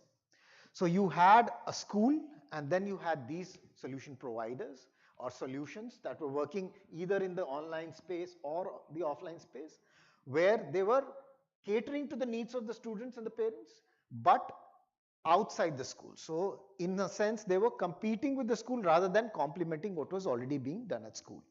The data also just suggests that post class 10th, the number of students actually leaving or going out of regular coaching, regular schooling, almost 20% of them dropped out because they had to prepare for these competitive examinations. And that is one of the key challenges that we see across the country as we tour or as we engage with the school leaders there. So what was happening in reality was a school that was focusing on the holistic development of the child, focusing on the board success, aligned with the new age learning techniques, providing a safe and sanitized environment, and having trained teachers, was still losing out on certain percentage of students because they were moving out to focus on certain areas which the school was primarily not catering to. So that led to the promotion or the advent of these after school programs, which focused primarily on the competitive examination success. They had standardized assessment. So because there were children from various schools grouped together in these classes, they were all standardized. There was no focus on any personalization. At school, probably because the students have been with you over the last 10, 12 years, when they reach grades 8, 9 and 10 or probably 11 as well, you understand the students and the child also understands the school quite clearly. So that bit of personalization in the sense of understanding is there. But in these after school programs where you have students from various levels, various places being clubbed together, this standardization becomes a problem. So there the focus primarily shifts on people or students who are going to produce ranks, and the other students are left far behind. There is no control on what they are doing, how their learning is evolving. So that was happening. These after school programs had a mix of star teachers, regular teachers, star teachers teaching somewhere in some center and then getting the admissions basis that. So all that was happening. Whereas in school you have teachers who are trained to teach. Teachers who are not just teachers in the sense that they are going to teach the academic parts, they also understand the psychological needs of the child, what exactly the child needs, what is it that will help the child perform optimally. So these two systems of education catering to similar needs, but the child who is actually preparing or who is actually going to these after school programs does get pressurized. There's a lot of academic overload on that child, and the after effects are also immense. The parents at that stage become ignorant because there is no transparency. There are two systems, they don't know which one to choose and which one to listen to. So there are a lot of challenges that come, and they come at various stakeholder levels. At school, you have your students leaving out, going out of the fold because they have this academic overload and they have certain exams to focus on. At parent level, they do not have transparency on what to choose, what not to choose. So they just follow the herd mentality, follow the brand names that are there, and there is no option available to them, alternative available to them. And the third is the child themselves. The child, although they enroll in a program, but they again go through that standardized mode of preparation. The usage of technology to actually personalize it is still not there. It's still work in progress. So these are the key challenges that are faced by the stakeholders, and this is what Q&I wanted to solve for. So the problems, if I summarize, was a competing program, the after school program that was disconnected from the school. the one-size-fits-all learning approach that does not augur well for these examinations. At school, you still have control, understanding of the child for a huge number of years, but in these after-school programs where you have children coming from various other places, various other schools, it becomes really difficult in that limited time of 1 year, 2 year, or 3 years to personalize or understand the child very well. And the third was the unregulated environment leading to safety and security concerns. Again, the school provides all that. These after-school programs may not. They do not have these campuses, security, the teachers, the staff, resources, training to actually cater to all that. And that is a challenge for parents. The parents are forced to migrate to other cities to help the children prepare for these examinations. It's not out of choice, but out of compulsion. So these were the challenges, and the key solution that we wanted to build was to revolve around complementing, creating a solution that complements the existing school education. Because school is where learning happens. Probably there are some elements that the school is currently not providing while focusing on these specific examination needs. So we want to fill in there and provide a collaborative program that works with the school to cater to these needs of the children. Providing individual student focus. Now with the kind of technology that we have, the data analytics, the data generation that we are doing, we are able to build technology solutions that focus on individual students. It's not just about technology. It's also the way you structure the content that we currently have in the form of books and probably in online media as well. The way you structure it is going to personalize the learning for the child. And Thomson Digital, being in the space for the last 5 decades in the space of content structuring, we know how to take the simple content that's available in the book and structure it, tag it in a way that we draw a lot more insights than a regular after-school learning program can. So content and technology together can build in that individual student focus. The third aspect is Q&I's program and solutions. Though we are focusing on these competitive examinations, foundational learning skills at grades 8, 9, and 10 levels, we are different from a regular coaching center. We are not a coaching institute. We do not go into the cities starting coaching centers there. We are essentially a technology company. We have built a product, we have built a platform at the core of the whole solution. We work together with the school to implement this particular program within the school, together with the school. So in that sense, because the Q&I programs and solution offerings are going to work with the school, within the school, so the safety and the security aspects are also taken care of for the students and the parents. Now, what exactly is the solution all about? At a macro level, Q&I collaborates with school to come up with 360-degree learning solutions. When I say 360-degree, it encompasses the learning parts, the learning component of it, providing the required books, reference material, having a very, very sophisticated AI-powered, AI-backed adaptive learning platform that gives a lot of insights to the teachers, to the students, to help them personalize their learning outcomes, to chart out an individual learning journey. So the learning part, providing the reference and the material, the component of providing the adaptive practice, getting the insights, providing you the right feedback and recommendation to complete the learning loop is what we call the 360-degree learning solution. So Q&I implements the solution in collaboration with the school with 4 essential elements. 1, a seamlessly integrated learning program. When I say a seamlessly integrated learning program, it not just means that we come to your school, get your students enrolled and start teaching them.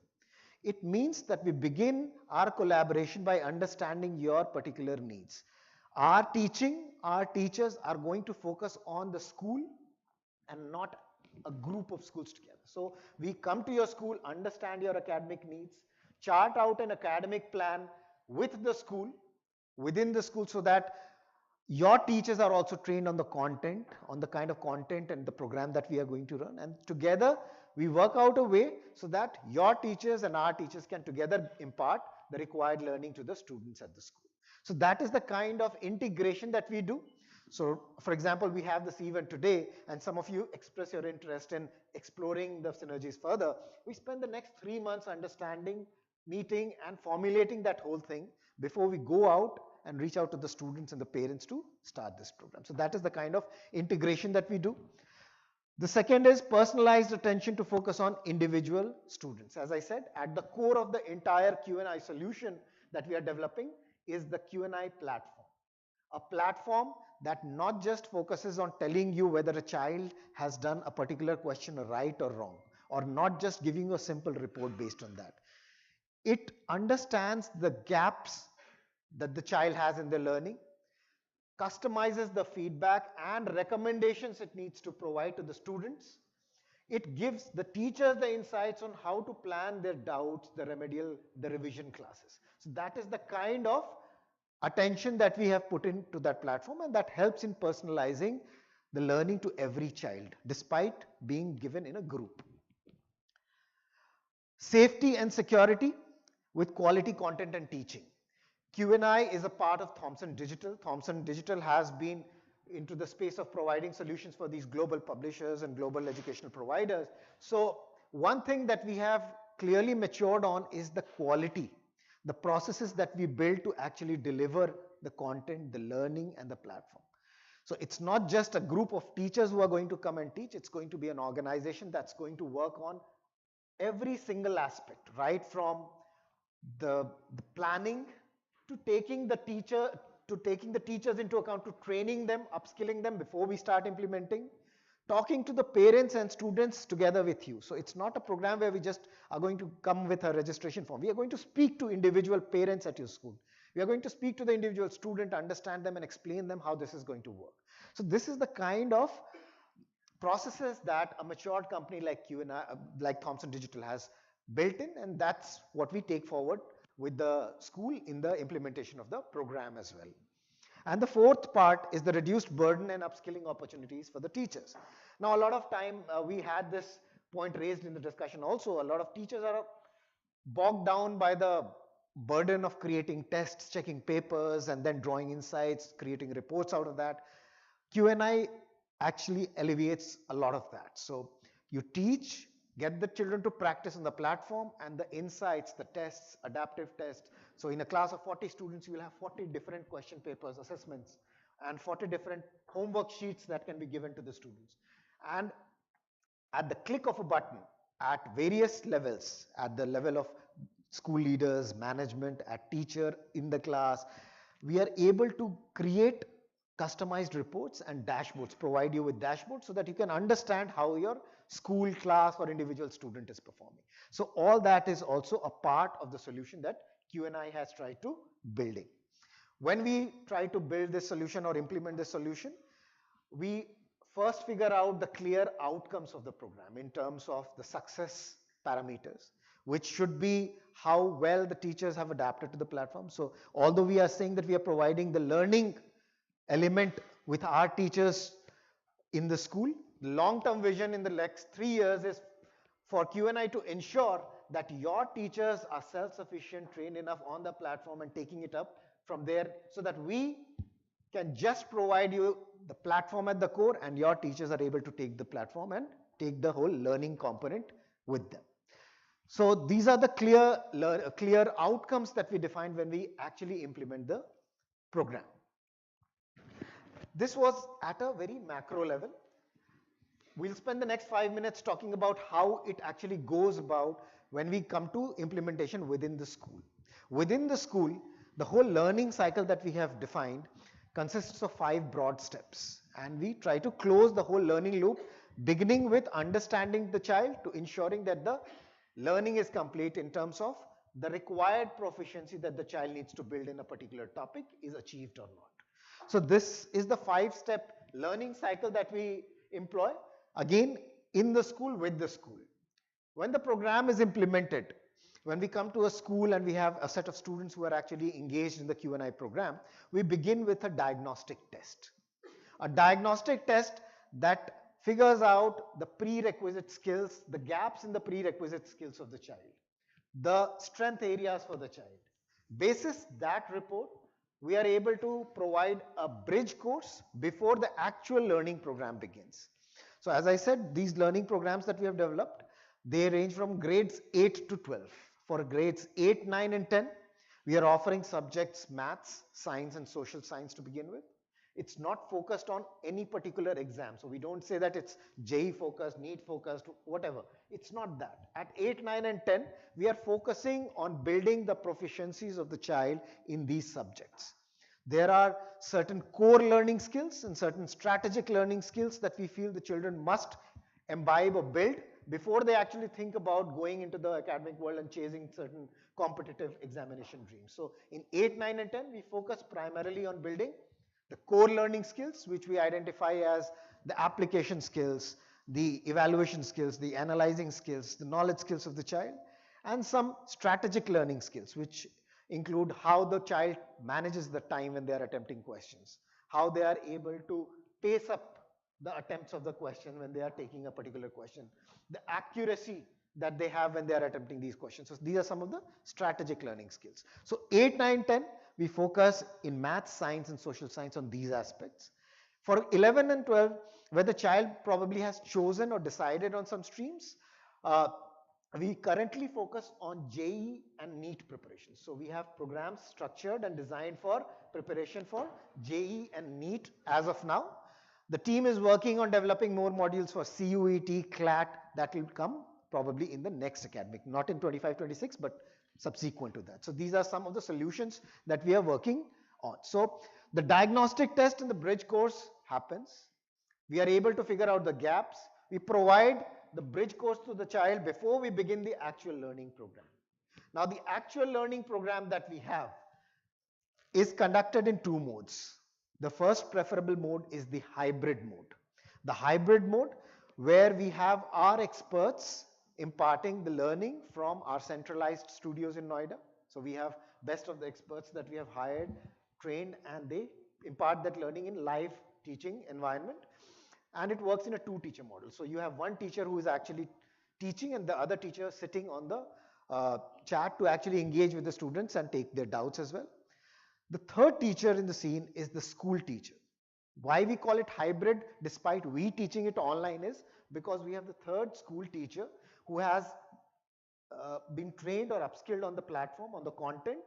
They have worked together with us for the 3 months before we start implementing the program. So we have the third teacher stationed in the class. So these classes are conducted during the school time. We have a time schedule that's developed. The teachers are available and we provide it from the studios, and the teacher is available in the class as well. So that's the component of learning that we have in hybrid.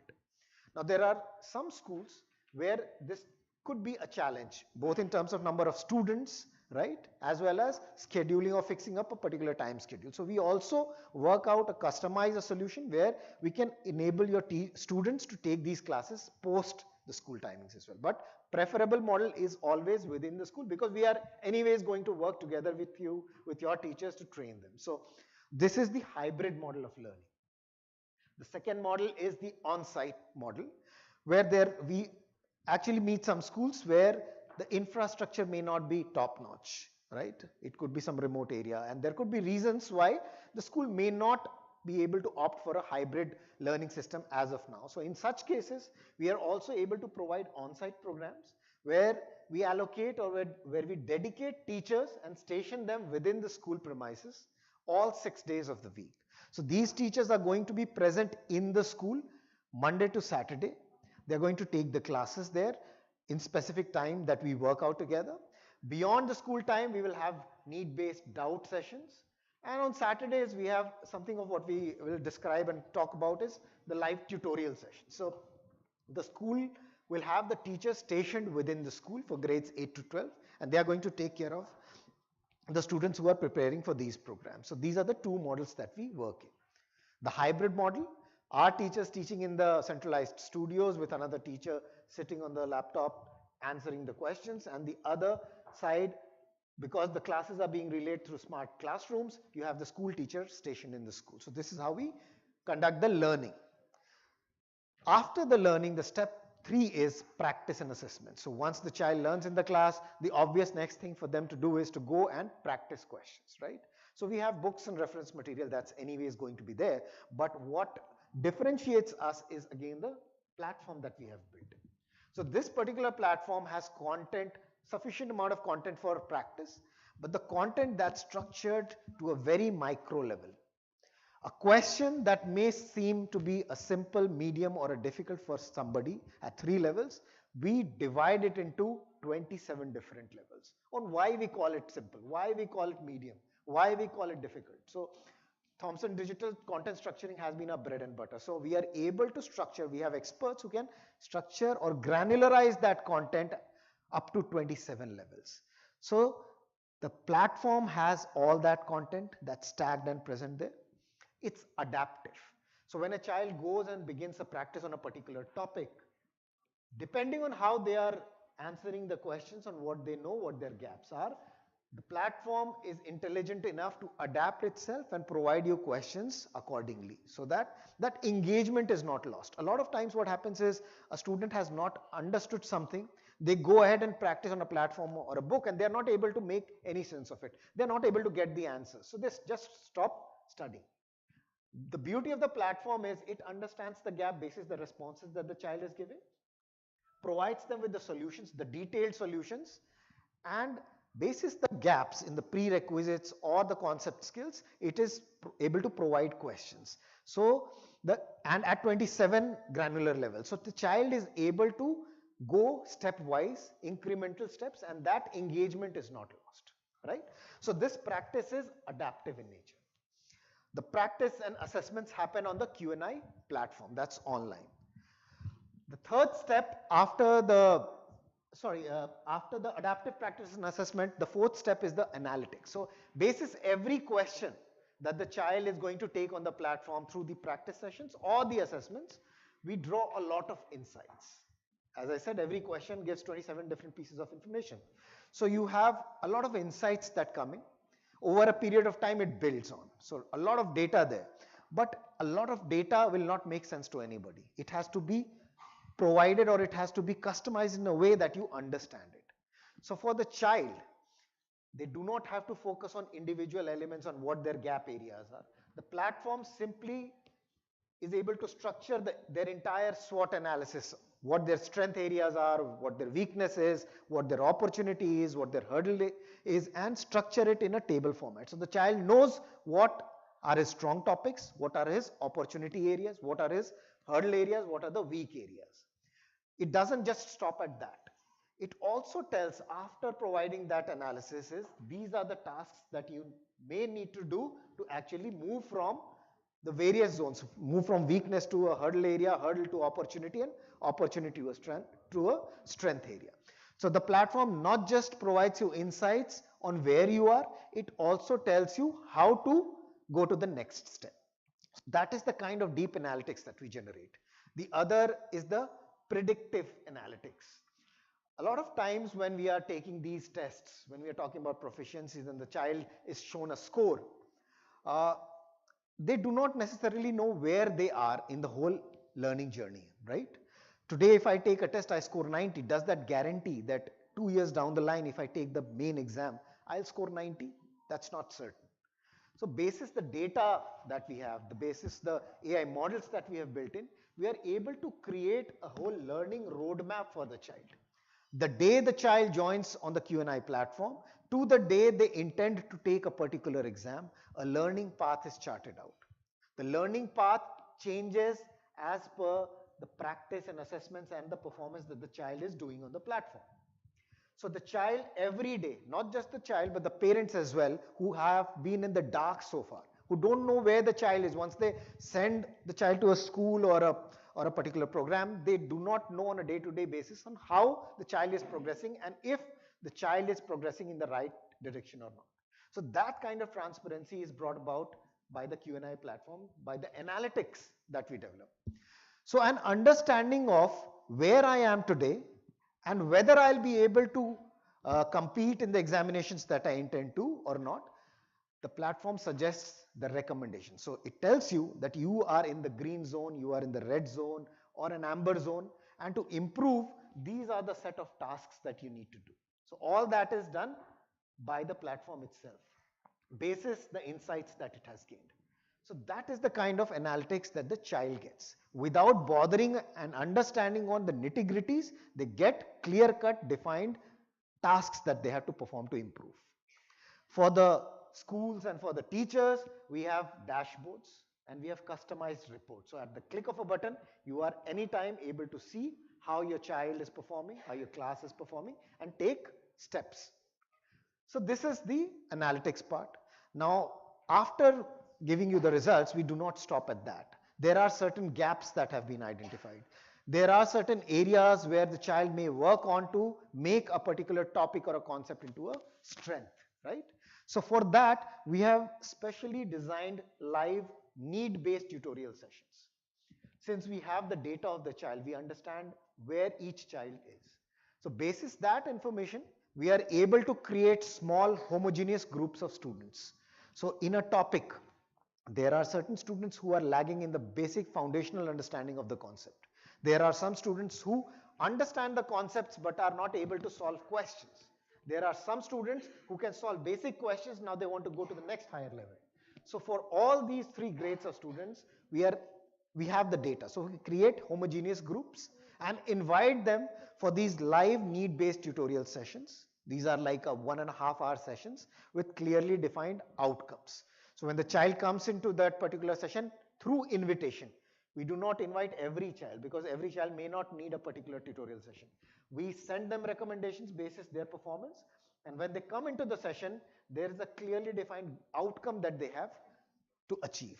So in those 1.5 hour session, the teacher takes them through those concepts, through the practice, through the general mistakes that the children do, and then they are able to take a quiz and then see for themselves that they have attained the required proficiency or not. So this is how the entire learning cycle gets completed at a topic level. That is how the entire learning process gets complete. So this is at a micro level how we actually go about implementing this solution. Again, as I said, 8 to 12 is what we offer. Maths, science, social science for 8th, 9th and 10th. Not focusing on a particular exam, but focusing on building their foundational, core and strategic learning skills. In 11th and 12th, we focus primarily on the JEE and NEET preparation. So we have physics, chemistry, maths and bio that we offer in hybrid and on-site mode. Hybrid where we work with your teachers to create and customize a curriculum, and the other is the on-site mode where our teachers get physically stationed at the school. They are completely dedicated to the school, so there is no center that we are operating. At the heart of the entire solution lies the platform, and as I said, the vision for us is, though we are imparting the learning through our experts as of now, 2-3 years down the line, we want the partner schools to actually attain that level where the teachers are themselves are able to take care of it, while we are there to provide the platform, the analysis and whatever is available through the Q&I platform. So this is what the solution is. Over the last 1 year that Q&I has been into the market, we have reached out or collaborated with close to around 50 schools. Around 5,000 paid students have come on the platform at various stages last year. And out of the students who appeared in JEE Main, the first batch that moved out, 15% of them scored more than 90 percentile as opposed to a national average of 4%. So this is still a limited success rate because we have been there for 1 year. We have also worked out a couple of pilot projects with state governments. We also get asked this question that you are a technology company, technology scalable, affordable. Yes, we are building affordable solutions, but even to those children who cannot afford or who have very limited resources, no access to resources, we are trying to work out some initiatives with the state government. So for these government schools, we are working out with some of the state governments to provide learning, the Q&I learning solution through them. And that's been the start that Q&I has. The vision or the mission for us over the next 1 year, that's academic year 25-26, is to reach out to around 2,000 schools across 40 cities in the country, because that's what we want to begin with, at least in the second academic year. Reach out to around 2,000 schools, and that is why we are also here, reaching out to you, introducing the Q&I programs and offerings to you. The next step for us would be to reach out to you individually, understand and see if we can work out some synergies, see if we can work out some collaborative projects together, So we will be here in the city again, and we are going to reach out to you. We'll take 30 minutes to 45 minutes of your time to actually give you a complete walkthrough of how the solution is being implemented. The kind of reports, the kind of planning, the kind of academic calendars that we have, the platform in essence. So when we have talked about these individual learning roadmaps, SWOT analysis, and very easily understandable teacher dashboards, school dashboards, we want to run them through you. It will take around 30 minutes to 45 minutes to just have that session with you. So my team would be visiting the city again, visiting your school, and basis what your need or requirement is, we'll be able to customize certain solution offerings to you as well. So this is the introduction that I wanted to give for Q&I. I would open the forum now to take your feedback, your understanding, or any questions that you may have as of now. We'll anyways be available throughout the session here. My team would be available, and I would also want to invite my team members Madhvi and Shubham. So they are going to be in charge of the city. They are going to be stationed in the city since we are going to have a winter break. Right after that, starting 6th of January, which is a Monday, both Shubham and Madhvi will be around in the city, and we'll be reaching out to you in case you would want us to come and present the whole solution to you once. We will be very, very grateful and eager to do that. So Shubham handles it, and Shubham is also an engineering graduate. He has joined us around a year back, and we have Madhvi. She has been in the system for the last 2 years. She is a very experienced in the whole education space as well. So both of them would be around in the city, taking you through the entire program offerings and solutions. Thank you. Okay, over to the forum. Any questions, any feedback, any suggestions, anything that you may have for me? Yes, sir.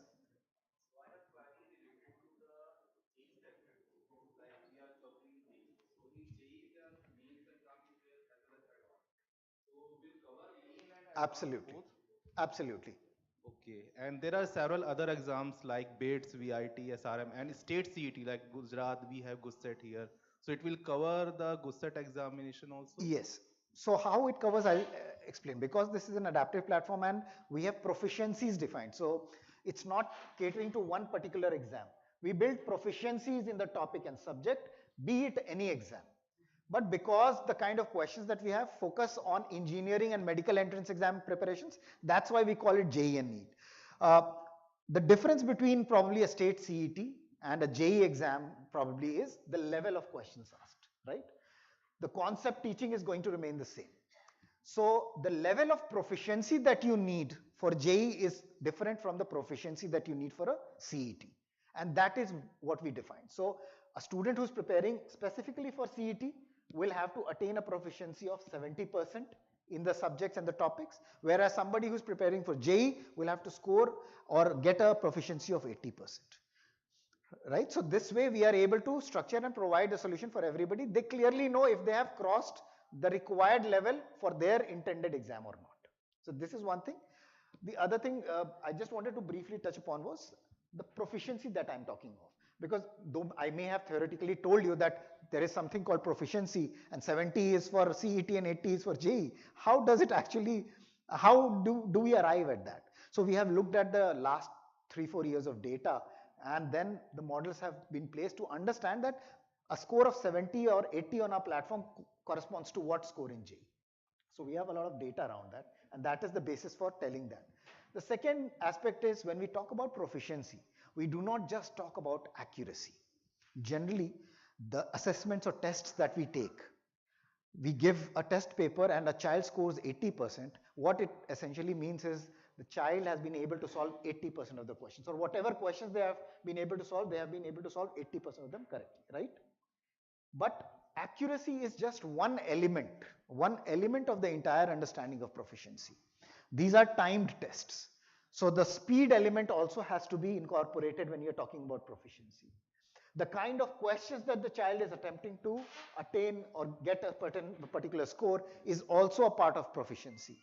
The coverage of the syllabus, the coverage of the topics when you are attempting a test in a chapter is also a contributing factor to proficiency.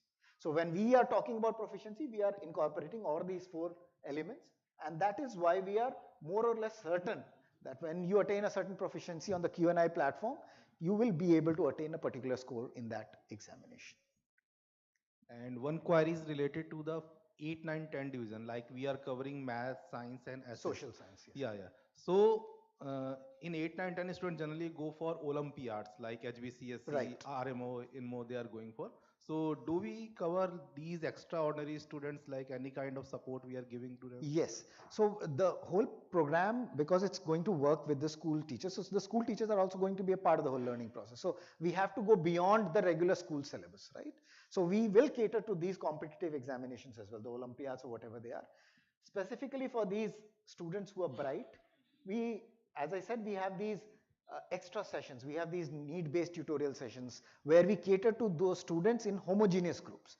So you may have a group of students who are still lacking in building foundational skills. They do not want to get into that space. We will focus them there. The better students who are actually over that understanding at the school level, they want to go to the next level, we will structure a particular need-based tutorial for them. Great. Thank you, sir. Thank you, sir. Any other feedback, any other question?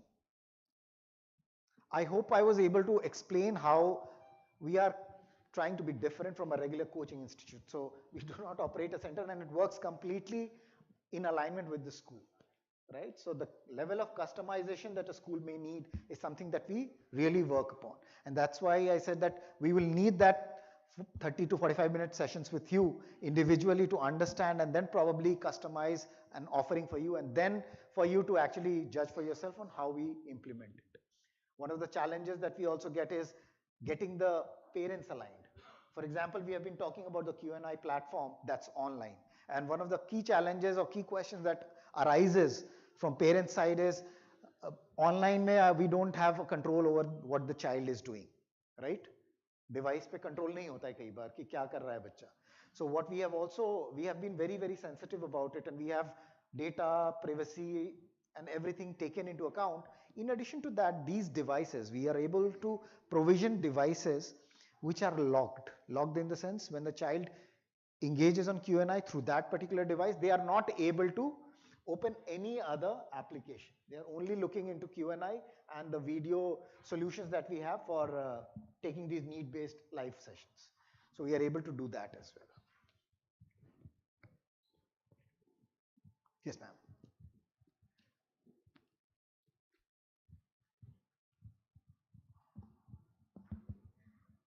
Thank you, sir. I just like the vision of this Q&I. And as an educator, we met many students, like, 11, 12, they are doing in Kota or somewhere else, and then they come up with nothing, truly speaking. Because of all the, before this academics, they need some emotional and Right. some homely feel there. Absolutely. And as soon as they get out of the home, they are with the pressure of, getting done with this JE and NEET and all that. And sometimes you even don't believe they are not comfortable with the food, with the environment. And so truly speaking, I like the concept very much, which will give them the homely environment. Means they will be in their same school, they will be in their same city with the parents and they can get this. If it works, it will be very nice, sir. Thank you. We have to take those steps, ma'am, and it surely, is sir. with you that we can take those steps. And we are out there just to provide you that reinforcement so that you are going to be at the forefront of it. We are going to be there supporting, creating solutions that you require to actually keep the students back at school, making them perform optimally with the kind of solutions. So it's just the gap areas that we need to plug in, right? Second good thing is, sir, they can evaluate themselves, they can analyze themselves, whether they are fit for that particular thing or not. Right. In this rat race, everybody is running like for this JE NEET and parents even. So at some point, they will get some idea whether to select or not. That Absolutely. also a good Absolutely, part, and sir. accordingly change their goals as well. As I said, we have the whole learning roadmap and proficiency benchmarks defined. So if I start with a JE, for example, and I see that probably I'll not be able to because at this particular time I should have been at a 40, but I am at a 10. So probably I need to reevaluate and probably start focusing on a CET or particularly any other examination that I may want to. So that transparency is there on a day-to-day level that helps the students and the parents to take a call on in a timely manner.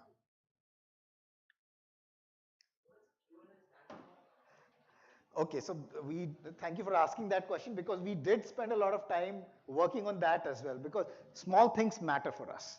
It's the beauty of detailing lies in that, and that is when you become successful. So Q&I, when we started with the thought of personalization, we figured that we generally have Q&A, right? You have a set of questions and answers. That's the understanding. When you say Q&A, you get the picture of a question paper and the answers in hand, standardized. When I replace that A with I, so my questions personalized for me and their solutions, that is what Q&I intends. So replace the A, the generic or the standardized answers, with I.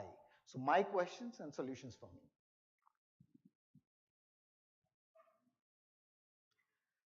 All right, we'll take a break now. And as I said, my team would be here starting 6th of January. And we'll be very grateful if you could spare that time. We'll be here beyond that as well, but 6th to 9th is the first when we get here, and we'll be very glad to meet you. Spare time, and we'll just visit at the school, showcase our product, program offering, and see if we can work out synergies. Over to you, Shreya. Thank you for your patient hearing. Thank you. Thank you, Anurag. And just to reiterate, our team will be here, and they will look forward to meeting you all and seeing where are the potential collaboration areas. Madhvi and Shubham, that is their names. Well, we hope that was an insightful session for all of you. Now we have a short networking break. We will reconvene in 20 minutes. Please use this opportunity to connect with one another, ask the pending questions that you all wanted to ask, as well as there are some refreshments outside for each one of you. Like I said, we'll reconvene in 20 minutes for the awards segment. Thank you for listening very patiently, and please requesting you all to proceed outside for a short networking break. One small announcement. This entire event is being live streamed. We hope you all have received the link. Please do share it with your friends and family so that they can watch you being felicitated live on the stage. That's all. We reconvene in 20 minutes. Thank you.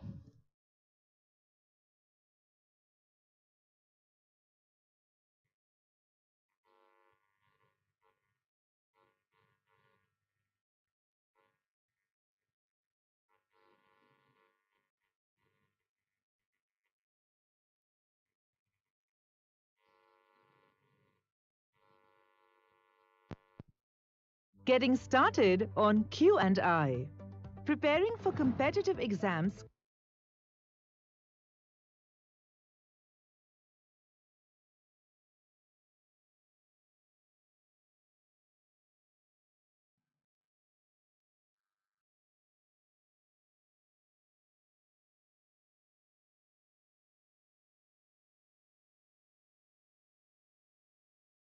can be challenging, but we're here to change that forever. Introducing Q&I, the assessment-led learning platform that brings the fun back into learning and gives you the tools to perform at your level best in JEE and NEET. But what exactly does assessment-led learning mean, and how can you use it to your advantage? To find out, let's dive into our platform. To begin with, visit www.qanditoday.com and click on Login. If you haven't already registered on our website, you can do so by filling this form. Now enter your registered mobile number and click on Get OTP. And well, you know this part already, don't you? So let's skip ahead. Once you've fully logged in, you'll see this page. Simply select your level of subject-wise proficiency before clicking on Continue.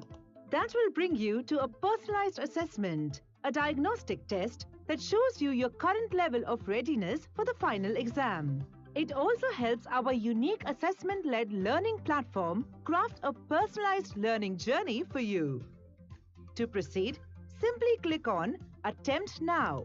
Now read the instructions carefully and click on Take Test to start. On Q&I, testing is easy and seamless. To see how, let's take a closer look at the test panel. On the top, you'll see the section-wise number of questions. Under it, you'll find your question panel. This countdown bar shows the average time that other students take to respond to a question. You can skip a question by clicking on this arrow. Once you select the answer that you think is correct, you have 3 options. You can save your answer and move to the next question, save your answer and mark it for review, or simply mark it for review and come back later. These tools help you highlight those questions that you'd like to come back to. You'll be able to see which questions you've marked out in the summary panel. Over here, you can also see how much time you've got left to complete the test. From this panel, you can go back to any question by clicking its number. Once you've completed the test, click Submit Test. This will only submit the answers to those questions that you've saved or saved and marked for review. Let's now see how to review your test results. Over here, you can check your total score as well as the number of correct, incorrect, and unanswered questions. This panel helps you review your test results in detail so that you can see where you went wrong. You can hover your cursor over any topic to get more details. Once you make it to this screen, you've officially taken the first step in your Q&I journey. From here on, our unique adaptive engine will craft a dynamic learning journey that's tailored for you.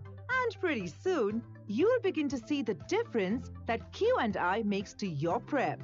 So, what's next? More on that in the next video, where we'll take you through Q&I's insightful and intuitive dashboard.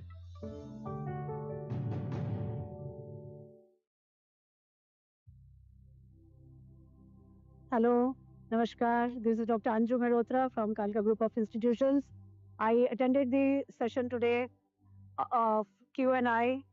It is all based on the personalized data, and I'm really impressed, the kind of information which has been shared, by the other panelists, by other co-panelists as well. So it's very interesting to know that, yes, our learners, they are getting future ready. So it's very important that how through this kind of technology, we can incorporate in the existing education system. About Q&I, I would say that I really like something which is very, very catchy, the slogan. It says, I in you. And this is the best part of it because it's a journey, of a human being that we have to explore I, which is actually in you. So it is more of, based on the life skills, on the human skills, other than the technology. Technology, of course, exists, and we all have to learn, unlearn, and relearn certain things, but nothing like life skills. So I really congratulate and give all my blessings to Q&I and wish them all great, for their future as well. Thank you so much. Q&I is a product which actually solves one of the most critical challenges of the students preparing for the competitive exams, and that is one size does not fit all. Having said that, the schools and the other institutions helping students crack these exams are doing fantastic job themselves in doing whatever they are good at. There's a missing piece out there, and that is they are unable to sort of solve every single individual's personal problems in terms of understanding, learning, strengths, weaknesses, and opportunities. And that's exactly what Q&I does. The second thing is the adaptive engine we have all worked on. This is another unique feature, which is substantiated by the kind of content we have created to run it. So when it is adaptive, it actually understands the current and the actual proficiency level of every single student who comes on the platform on the very first day. Having understood where exactly the students are at that point in time, the adaptive engine then kicks in and plans a learning journey right from the beginning till the end, till the student is supposed to have achieved the strengths and the confidence of cracking the exam.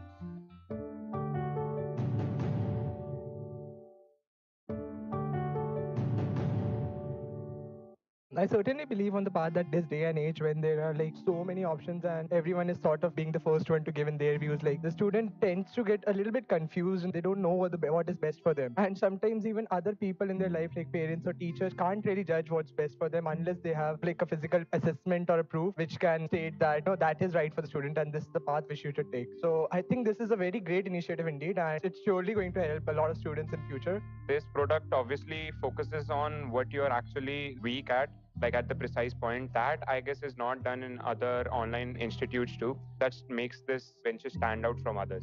I would like to mention that I have been on multiple online digital learning platforms before, and the fact that this app has adaptive learning and provides questionnaire for students who are lacking in a particular topic is really nice and makes us stand out from other platforms.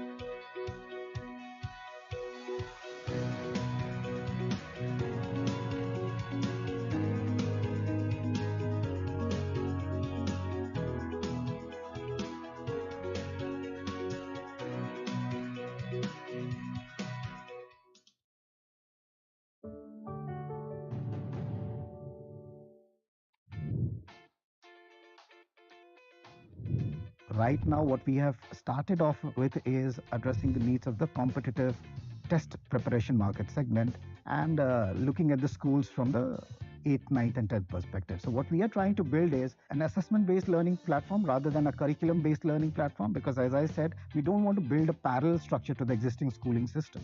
What we want to do is supplement what they're teaching. So curriculum-based learning happens in school. So what we do is come up with an assessment-based learning platform where the students learn at school, but come here, practice, identify the gaps in their learning, and then they take assessments and practice to improve upon that. And while doing that, we generate analytics and send it across to the teachers so that proper remedial actions can be planned for those students. And while doing all that, again, personalization and keeping it adaptive.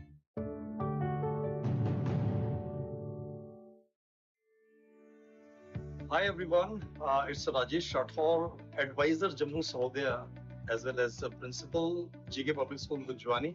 It's my absolute pleasure attending this event today, organized by Q&I. Wonderfully, they brought all the edu leaders of Jammu together under one roof, and it was a pleasure attending the entire session. So I feel panel discussion on the topic transformation leadership in this digital age that must have added new dimensions to the understanding and the perception of edu leaders here. Because we must have a brainstorming session how to equip and empower our students for all the future needs. So that way, I'm sure that after the discussion and attending the entire program, edu leaders will leave this venue taking so many takeaways with them.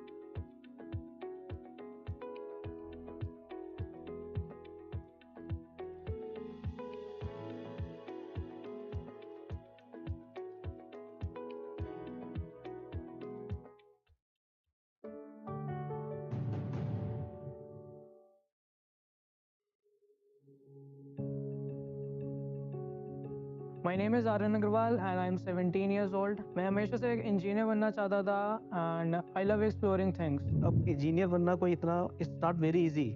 So I asked him to join a coaching classes. Preparation के starting में काफ़ी सारे challenges आए but time management was first and foremost. School से आना, coaching जाना और उसके बाद सेल्फ स्टडी के लिए टाइम बचाना ये मुश्किल हो रहा था। कोचिंग में जो टेस्ट हो रहे थे उसमें मार्क्स कम आने लगे, इसकी वजह से मैं डिमोटिवेट होना स्टार्ट हो गया और इससे वो बहुत स्ट्रेस में भी आ रहा था। तो मतलब सोचते थे कि वो कर भी पाएगा कि नहीं। इसलिए मैं अपने फ्रेंड सर्कल के पास गया तो उन्हीं में से एक फ्रेंड ने मुझे सजेस्ट किया Q&A प्लेटफॉर्म के बारे में। Q&A सब्सक्रिप्शन लेने के बाद मैंने सबसे पहले उसमें एक डायग्नोस्टिक असेसमेंट दिया जिससे मुझे मेरे स्ट्रेंथ एंड वीकनेसेस पता चल गई। मुझे ये पता चल गया कि कौन से मेरे टॉपिक्स वीक है, कौन सा चैप्टर वीक है।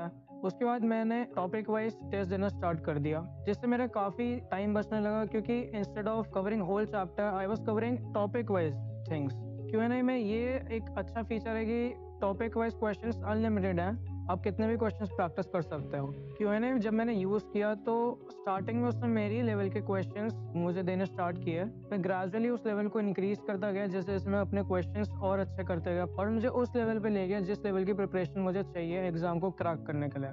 सो it's an adaptive platform which help you increase your level gradually to practise more and more questions effectively. और मेरे सामने पूरा जे का रोड मैप था कि मुझे कैसे कैसे आगे बढ़ना है, स्टेप वाइज कैसे कैसे मुझे आगे चलना है। It acted like a personal mentor for me and it made my performance better. इन सब चीज़ों के अलावा भी जैसे जिन टॉपिक्स में मुझे डाउट आता था उनमें Q&A के टीचर्स ने मुझे काफ़ी हेल्प की। तो RNS सब्सक्रिप्शन को यूज़ किया तो 2-3 महीने बाद मुझे लगा कि he is not confident in his studies. Site पे ट्रैफिक बहुत था और मेरा रिजल्ट खुल नहीं रहा था बट जब फाइनली खुला और मेरी 3 साल की मेहनत मेरे सामने मेरी स्क्रीन पे थी। आर्यन का फ़ोन आता है मेरे पास कि डैडी मेरा जेई का रिजल्ट आ गया है और मैंने जेई क्लियर कर लिया है। तो मेरे को बहुत प्राउड हुआ, बहुत अच्छा भी लगा। मुझसे खुश कोई नहीं था उस समय, तभी मैं बहुत खुशी हुई और उसकी आंखों में चमक जो थी शायद मैं वो भी बयान नहीं कर सकती। I was dreaming of going to college and starting a new life. जो चीज़ें मैं पहले कर रहा था जैसे सोशल मीडिया को cut down, that was not the solution. The actual solution was given by Q&I and their teachers.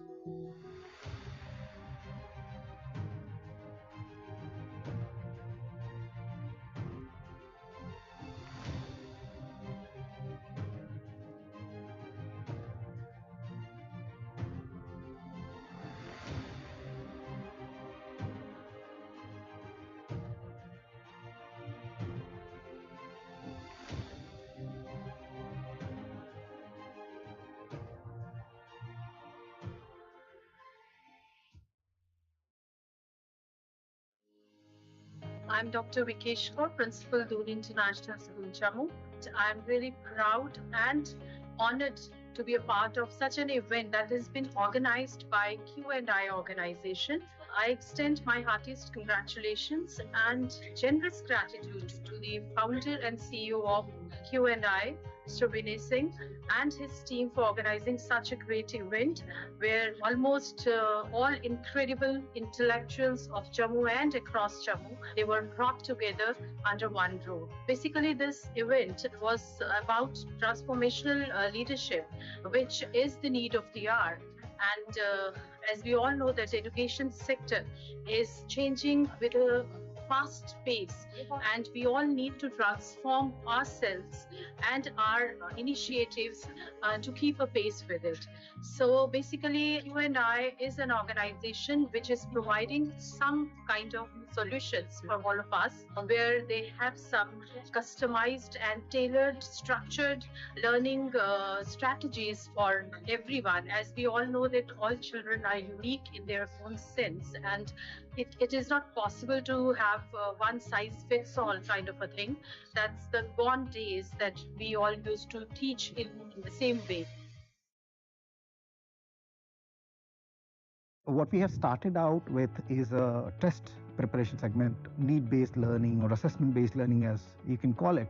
But we want to turn into an edtech company that offers holistic learning to the child. We don't want to be confined to a particular exam as such, but be a part of the entire learning process.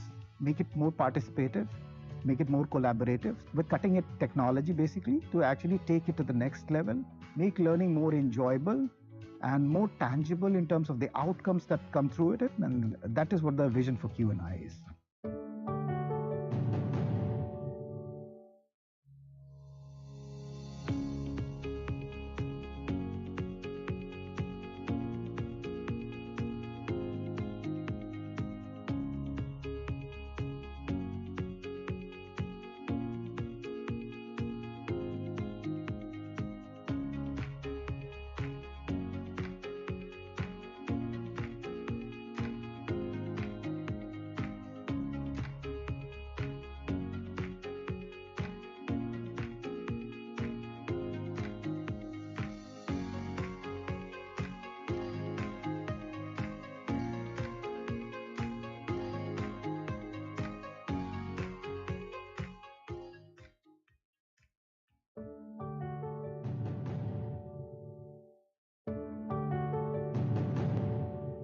help us to understand that at which part I'm lacking? You can start wherever you are in your journey. It doesn't depend on if you're in 11th or if you're in 12th. This product will tell you where you are exactly. I have all the solutions in the app. It can be a game booster for a student who is sincerely preparing for JEE and needs. Most thing I like that previous questions. As a parent, I feel that the package is also very reasonable. Yes, I would recommend it for the students of engineering and medicine. Platform will teach them how to do time management. I would really like to tell our students to go ahead with this. The analysis part, the assessment part is really very good. Thank Q&I for giving us the platform for learning such amazing things. Q&I is something that's going to actually make them very independent, make them understand what are their potential strengths, what are their weaknesses. Child can revisit after attempting the test. I feel understanding the way the questions are asked and how to answer them is really difficult. We keep on practicing questions and means watching video lectures, but we don't know that till what level we have prepared. Q&I gives you a dashboard. How much pace of preparation is required? That will be guided by this. This is probably the need of the hour when children know that they can work at their own pace. Self learning कि किस तरीके से वो step by step अपने आप को improve कर रहा है वो देख सकता है. The thing which I feel best, the cycle which was told in the seminar. I find that this kind of a curriculum would be really great for my children. It focuses more on their personalized analysis, their diagnostic. It obviously focuses on what you're actually weak at, like at the precise point. For me, it is questions and initiatives.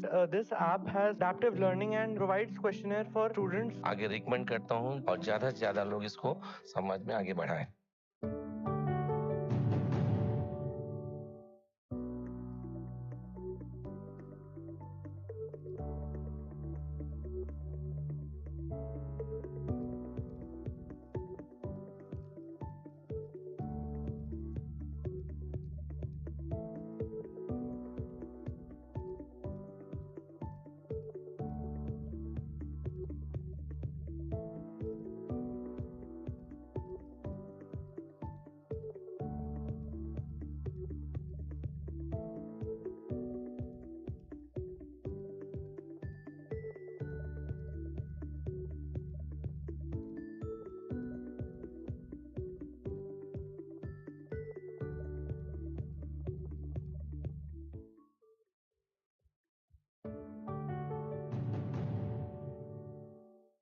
See, the biggest help of AI is that it can help us to manage 5,000 students simultaneously.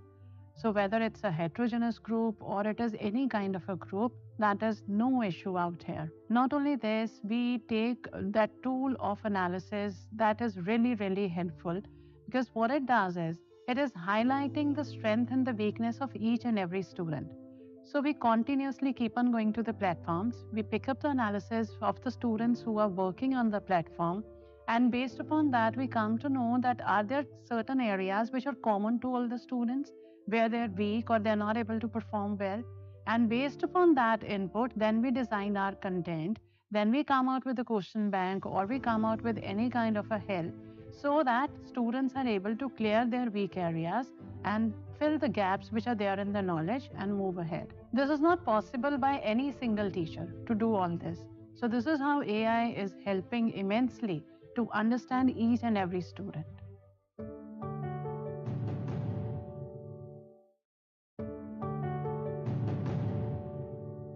I wish Q&I all the very best, and I'm sure this is going to help the children to really find I in them. I find that it is a bit different from the many other platforms which are existing, and hopefully, it's really going to make a lot of difference, because it focuses more on their personalized analysis, their diagnostic. Moreover, the best part of it is that it is not just going to provide them the remedy, but going to give them the solution as well. So it is a very, very important product. Let's see, hope for the best. Future to come, the children will be able to explore I in them. All the very best. The product is really amazing, and I can foresee a lot of hand-holding in future. There are many assessment platforms, but it's very important that we do the hand-holding with the children. For me, it is questions and initiatives.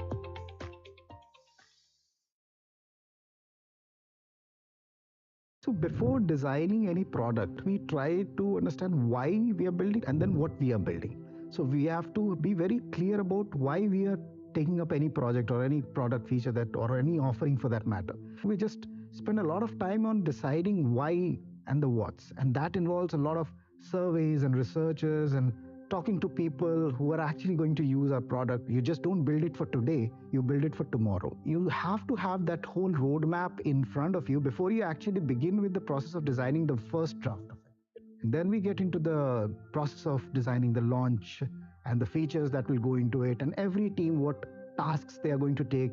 And then we come up with a strategy and go out into the market. And then the next step is to evaluate how the product is doing in the market. The other important aspect of it after releasing a product is to understand, get the feedback, and make the necessary changes so that it is actually usable.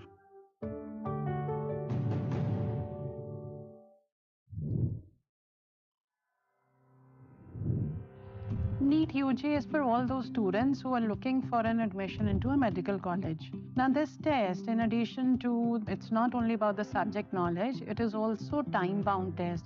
So it is going to test your skills of performing under pressure within the time. So it's a lot about the presence of mind also, and also about the application of the knowledge which you have gained throughout. So it's a difficult test because about 20 lakh students are preparing for it, and just about 9% of it are going to get the admissions into medical college.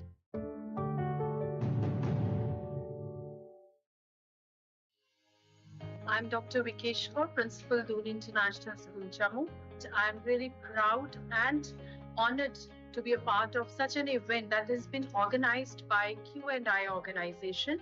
I extend my heartiest congratulations and generous gratitude to the founder and CEO of Q&I, Mr. Vinay Singh, and his team for organizing such a great event where almost all incredible intellectuals of Jammu and across Jammu, they were brought together under one roof. Basically, this event was about transformational leadership, which is the need of the hour. And as we all know, that the education sector is changing with a fast pace, and we all need to transform ourselves and our initiatives to keep a pace with it. So basically, Q&I is an organization which is providing some kind of solutions for all of us, where they have some customized and tailored, structured learning strategies for everyone. As we all know that all children are unique in their own sense, and it is not possible to have one size fits all kind of a thing. That's the gone days that we all used to teach in the same way.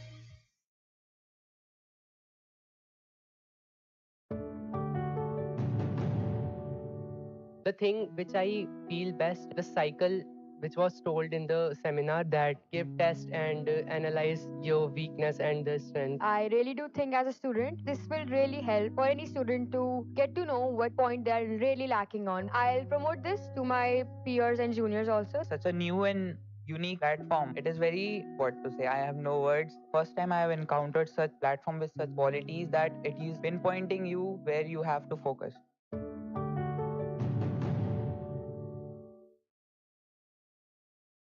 Hi, I am Filomena Gonsalves from Saraswati Global School. I was very happy to be invited for this Q&I, and I would like to draw the attention on these words: connect, inspire, lead.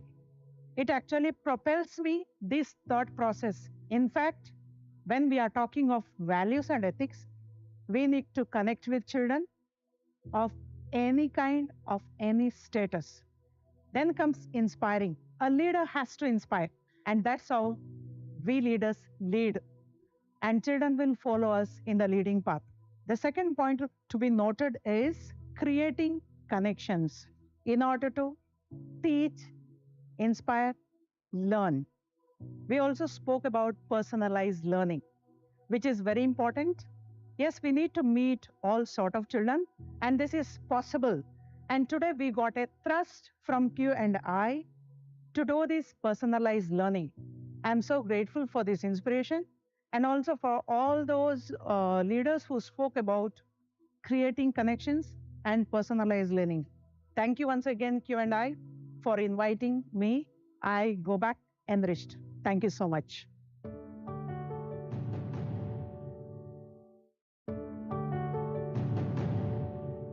The India Today group has launched this to help students to focus and have clarity in their lives. The analysis part, the assessment part is really very good. I would really like to thank Q&I for giving us the platform for learning such amazing things. It's a very important platform for this assessment-led program. Is something that's going to actually make them very independent, make them understand what are their potential strengths, what are their weaknesses. Especially to look for my career and for guiding me. I'll be very thankful and grateful to the Q&I.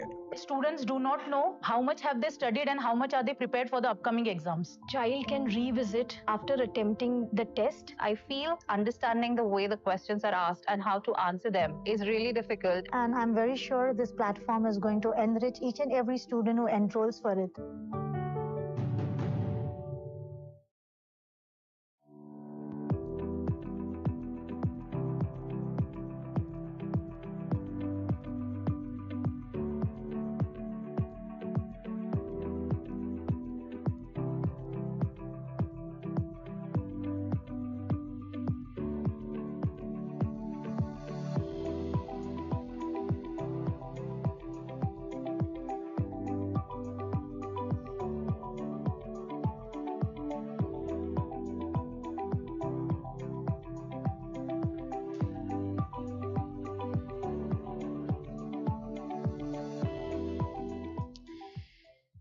Team, we're about to begin. Please request everyone to join us back in. I have, seen my son, prepare very closely for JEE, so I've been a part of his journey. From my perspective, the challenges which a student face, one is the enormous syllabus which a student has to cover. He has to cover both 11 and 12, and he has to juggle also his board exams. So it's like a Herculean task for a child. The second challenge is, it is all about relative performance. It is not about your... Team, we're about to begin. Please request everybody to join us back in.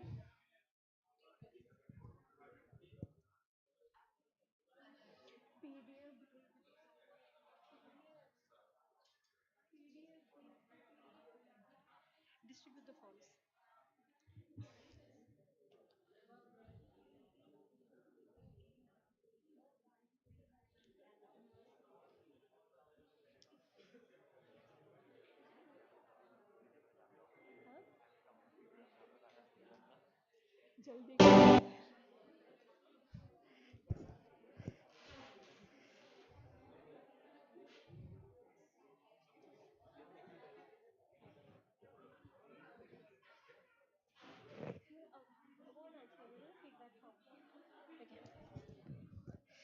Good evening. Welcome back, school leaders. We are about to begin.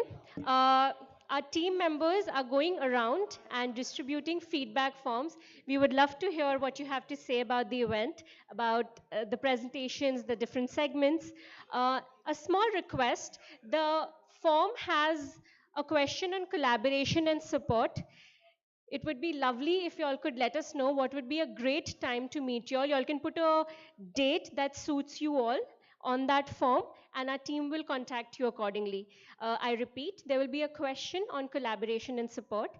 Please pick a date that is comfortable and convenient for you all, and you all can put that date down on the form. Our team will contact you accordingly. Thank you. And we are about to begin in just 2 to 3 minutes.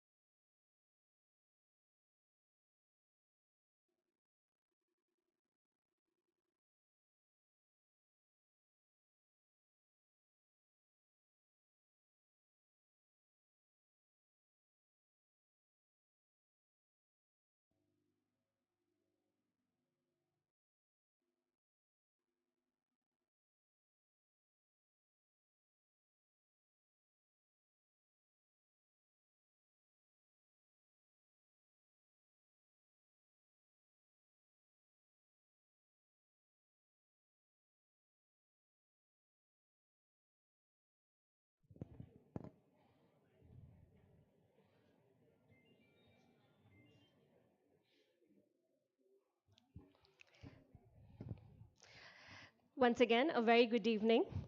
We're ready to start with our awards segment. This is the special part of today's event, and it is my pleasure to introduce our awards segment. This movement is dedicated to honoring the individuals who have gone above and beyond in shaping the future of education. Today, we celebrate the educators, leaders, and change makers who continuously strive for excellence in their work. These awards are a testament to your extraordinary contributions, leadership, and vision for a brighter future in education.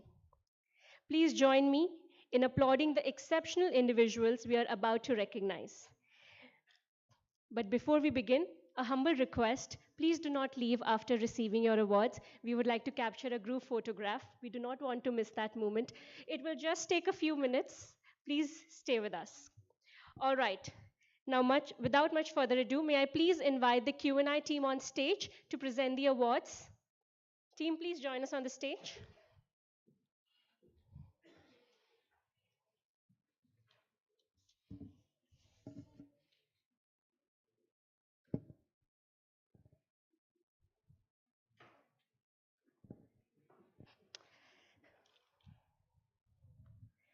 Please allow me a moment.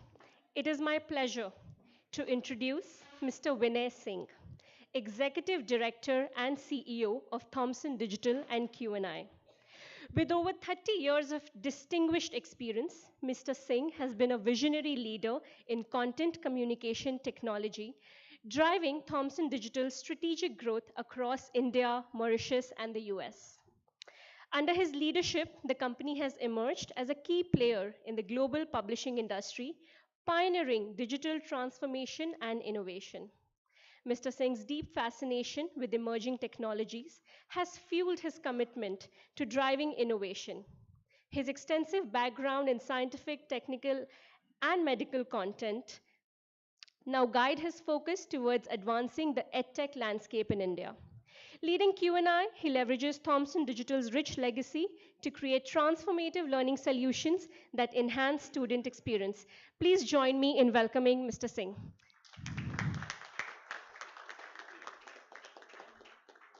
Sir, thank you for joining us. May I please request you to do the honors.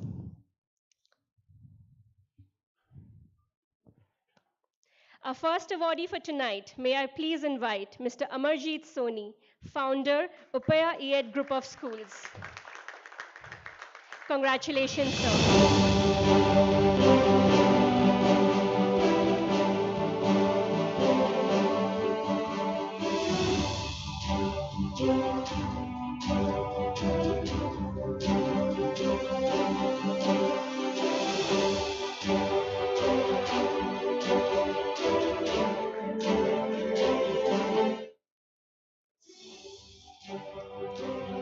Please put your hands together for Mr. Milind Farke, Principal, Rangoli International School. Congratulations, sir.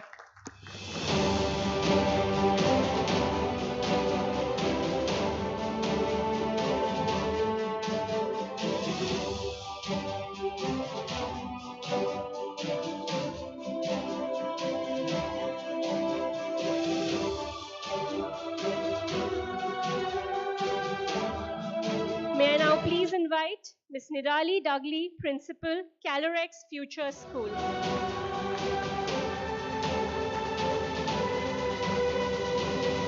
Congratulations, ma'am.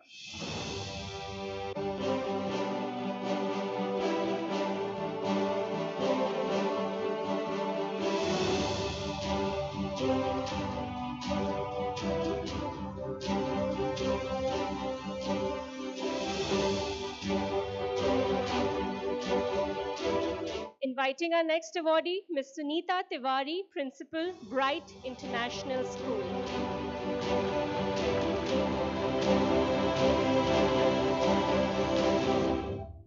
Congratulations.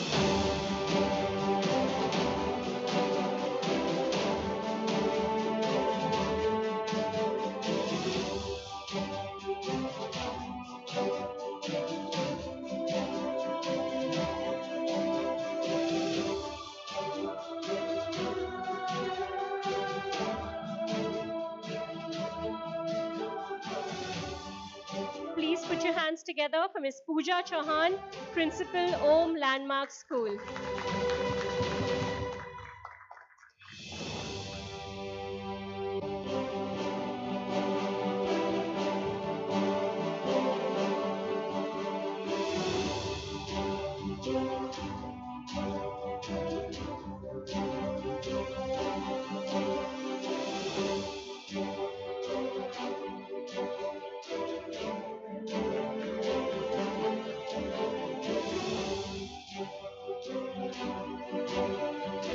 May I please invite Ms. Priyanka Saxena, Principal, Cosmos Castle International School. Congratulations, ma'am.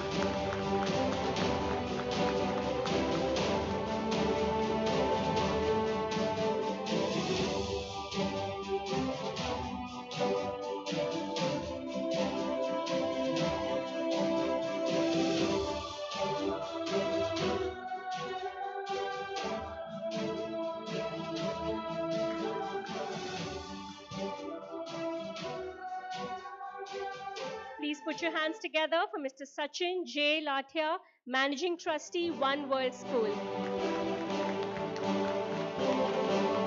Congratulations, sir.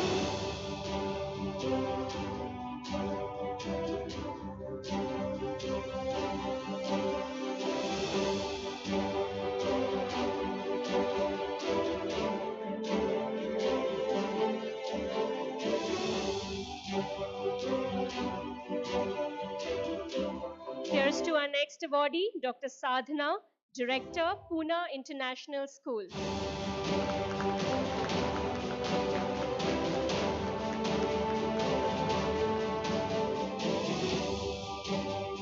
Congratulations, ma'am.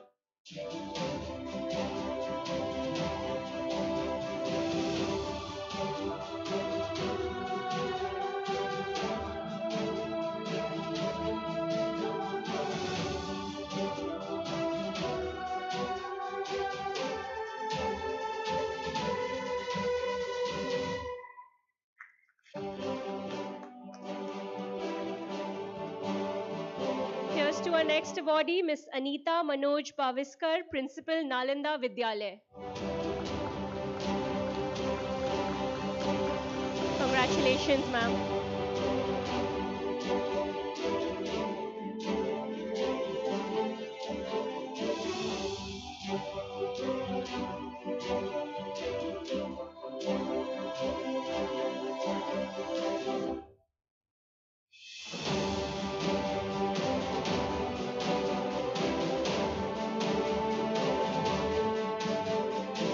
May I now invite Dr. Sunita Singh, Principal, Sri Narayana Central School.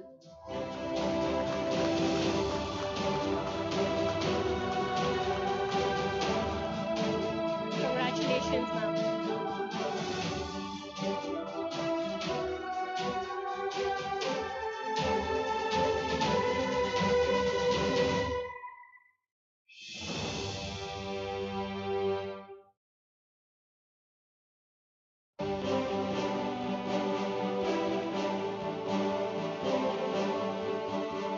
May I now invite Mr. Shaji V. Matthew, Principal, Divine Child International School.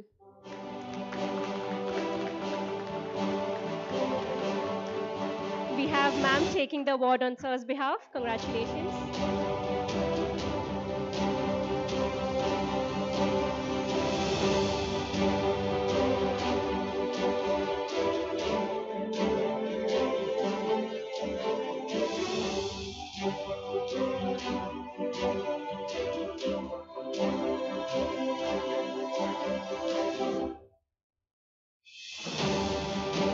Please put your hands together for Ms. Abha Jha Bhatia, Director, Asian Global School. Congratulations, ma'am.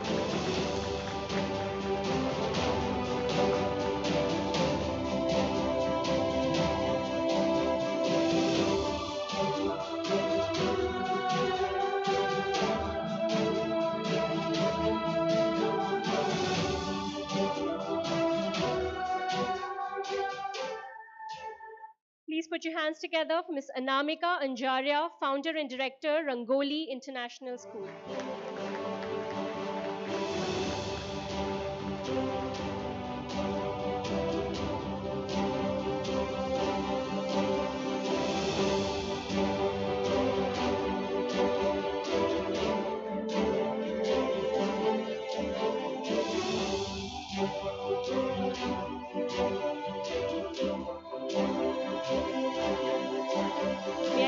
invite Ms. Anju Singh, Principal, Delhi Public School, Gandhinagar.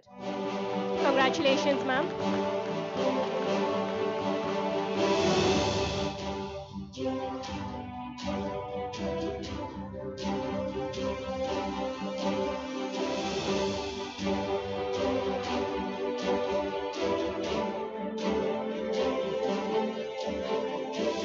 Inviting our next awardee, Mr. C.N. Vyas, Principal, Tapovan Vatsalyadham School. Congratulations, sir.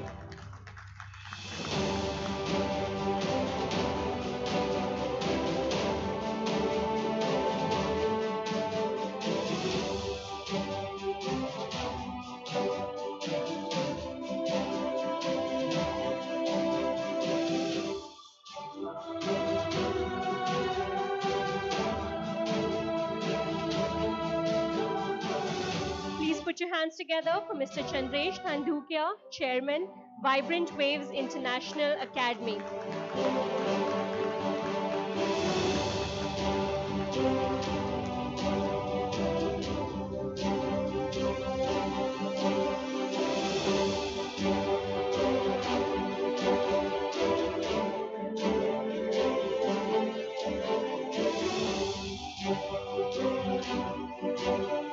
Inviting our next awardee, Mr. Devak Chariwala, Principal, Gyan Mudra Innovative School.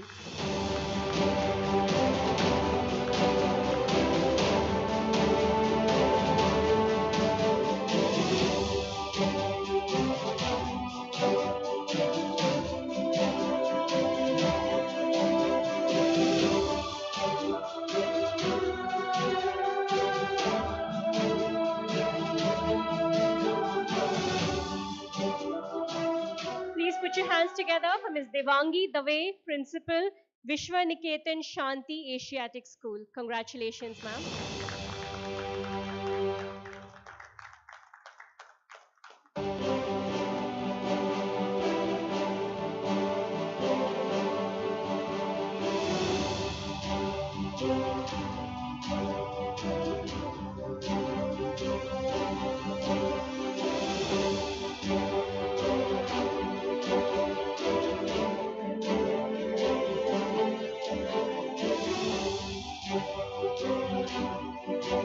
May I now invite Mr. Deepak Patel, Trustee, Shanti International School.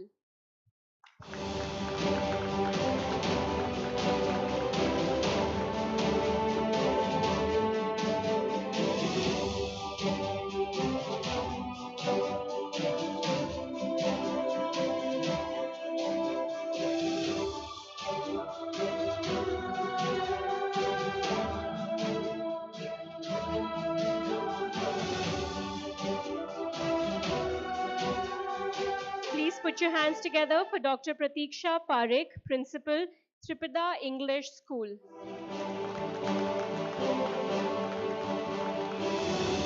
Congratulations, ma'am.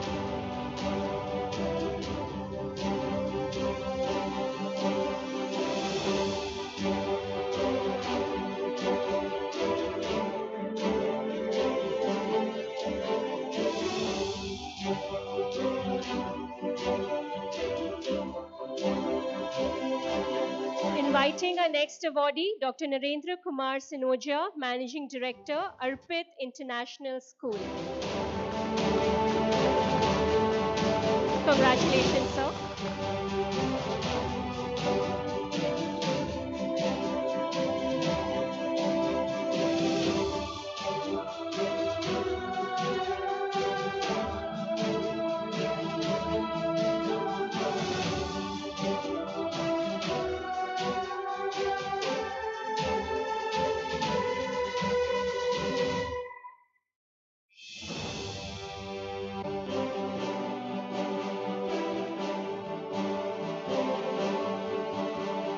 Please put your hands together for Dr. A.K. Sinha, Principal, Delhi Public School.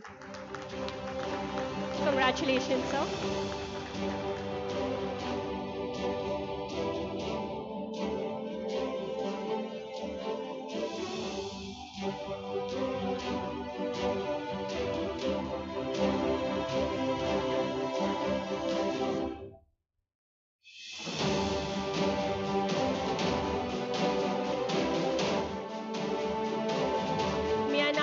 invite Ms. Kajal Rajput, head of the school, Pinnacle Public School. We have Ms. Pinky Lula taking the award on ma'am's behalf. Congratulations, ma'am.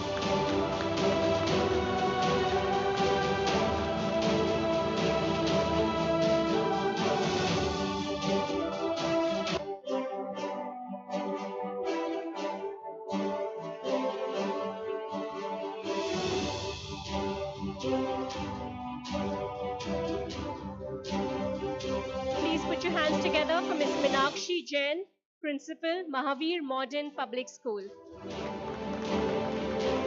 Congratulations, ma'am.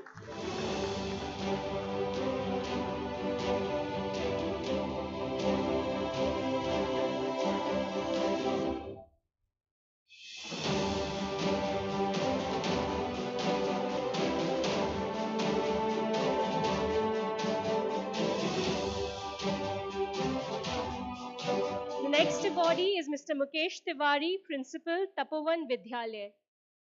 Congratulations, sir.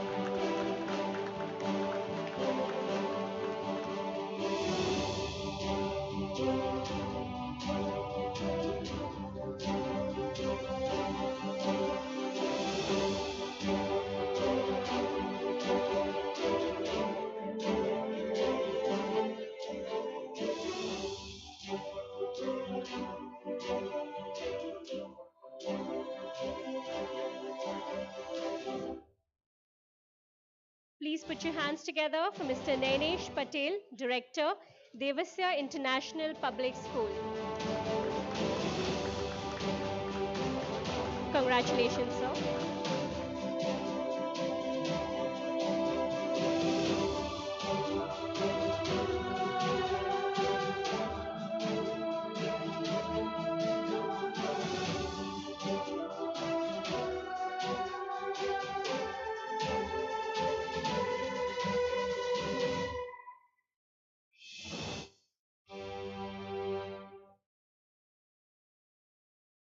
Our next awardee is Ms. Neera Singh, Principal, Rajmata Krishna Kumari Girls Public School.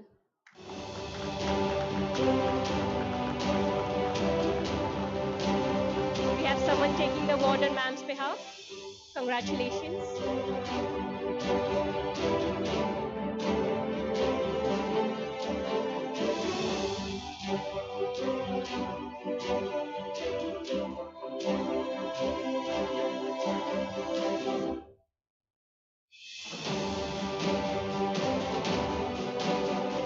Please put your hands together for Mr. Pintu Bhai Dilip Bhai Seth, Trustee, Giriraj International School.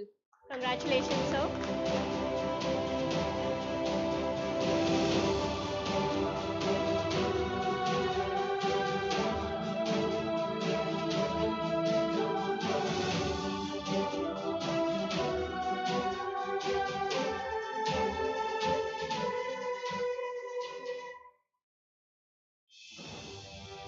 Please put your hands together for Mr. Radha Dia Jigar, Principal, Shri A.P. Patel Secondary School.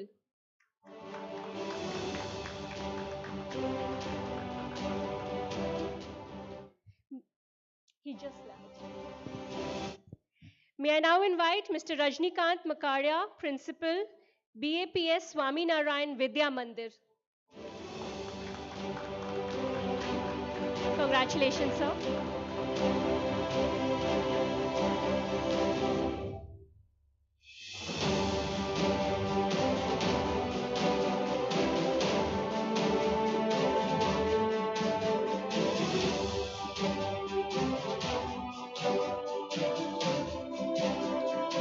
Our next awardee is Mr. Rakesh Kumar Ashok Bhai Amrelia, Trustee, Shyam International School.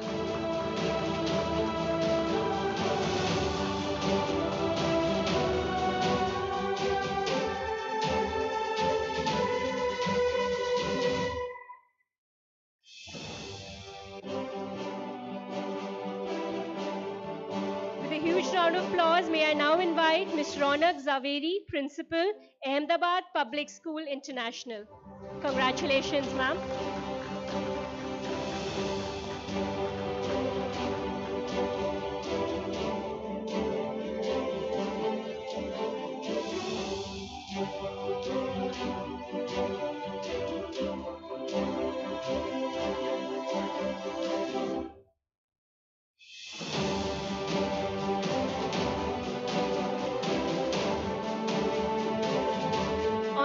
next awardee, Mr. Sachin Giri Goswami, Principal, Sri Swami Narayan Gurukul International School.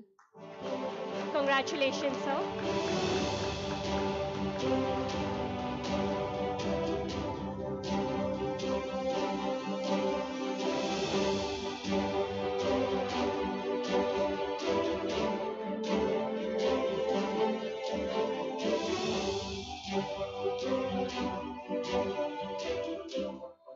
Please put your hands together for Ms. Santosh Vyas, CEO, Sadhu Vaswani School.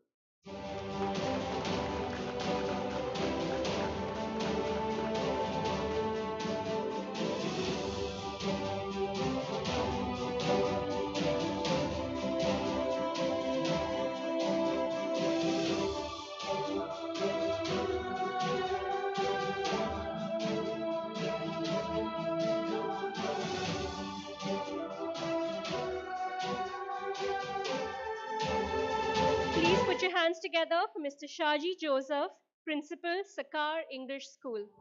Congratulations, sir.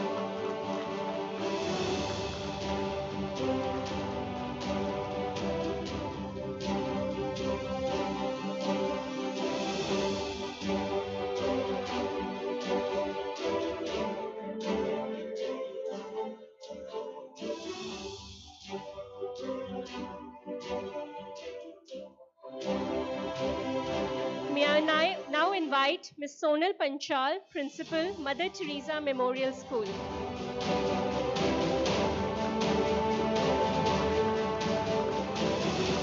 Congratulations, ma'am.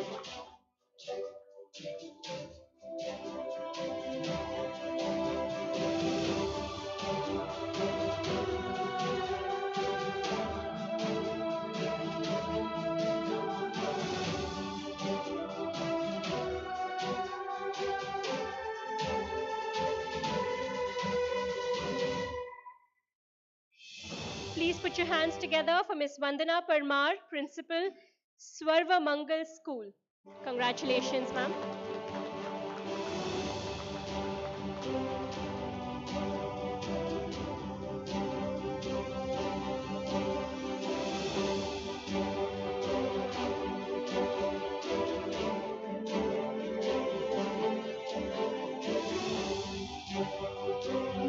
May I now invite Ms. Anisha Devecha, Principal, Genius International School. Congratulations, ma'am.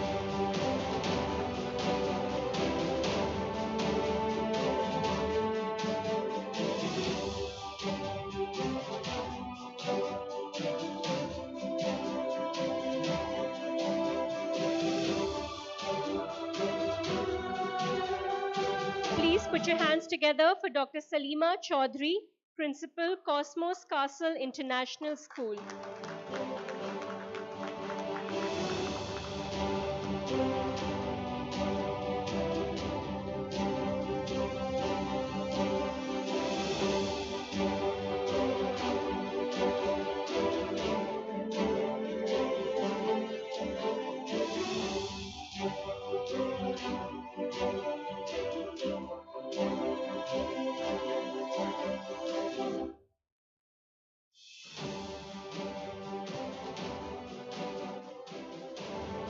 Our next awardee for this evening is Dr. Hardik B. Ramani, Managing Director, Genius Public School.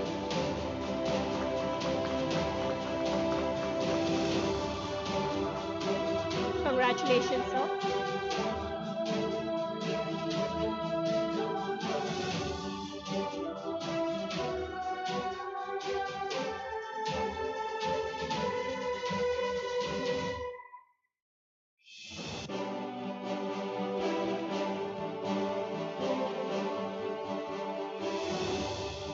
Please put your hands together for Dr. Kaladharan N., Academic Director, Om Landmark School.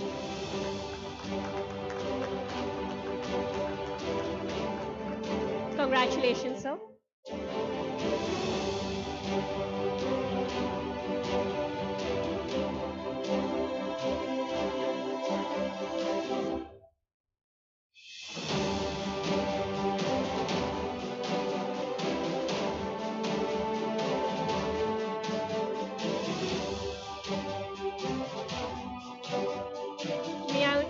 invite Dr. Rachna Ankleshwarya, Principal, Don Bosco School. Congratulations, ma'am.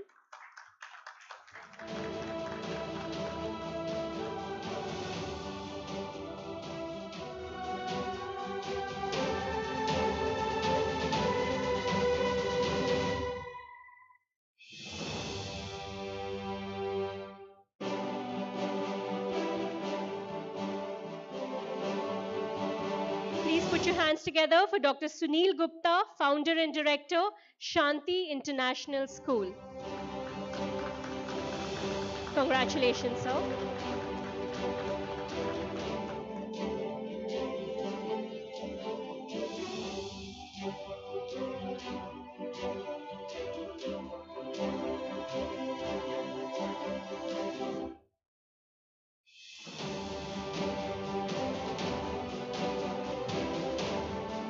May I now invite Mr. Hardik Rajendra Kumar Vyas, Principal, GEMS India Public School. Congratulations, sir.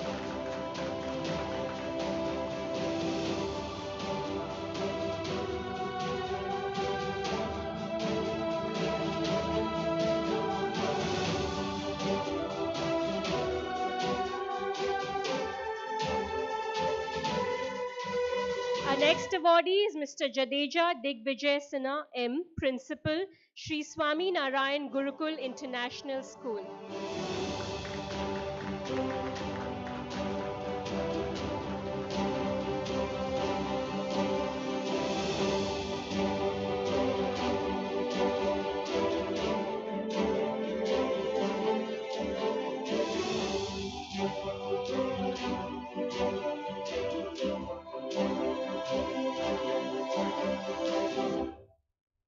Please put your hands together for Mr. Kiran G. Vaidya, Chairman, Zen School.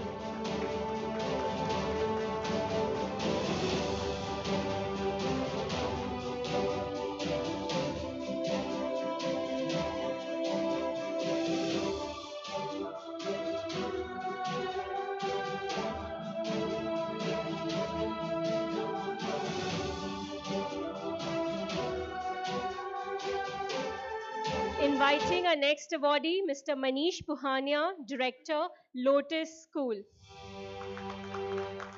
Congratulations, sir.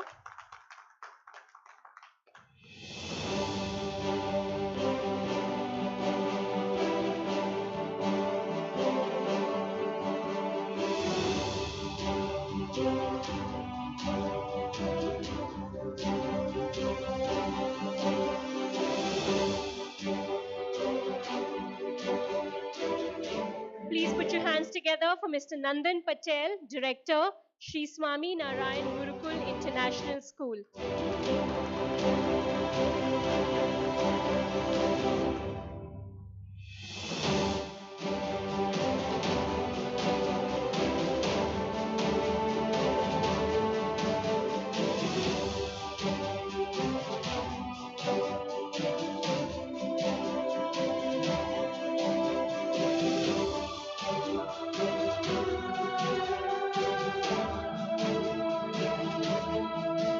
Our next awardee is Ms. Nisha Trivedi, Principal, Nishka Schools of Excellence. Congratulations, ma'am.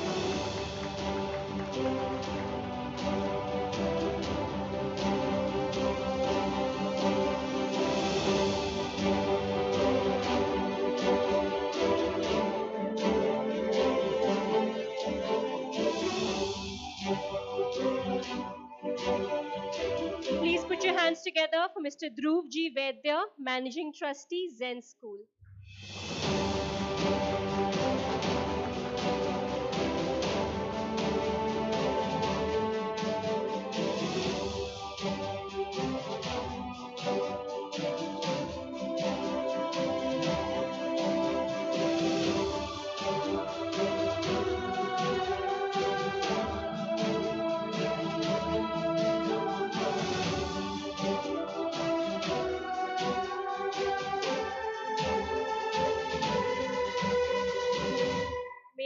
May I now invite Ms. Seema Shah, Principal, Gyan Akshar School.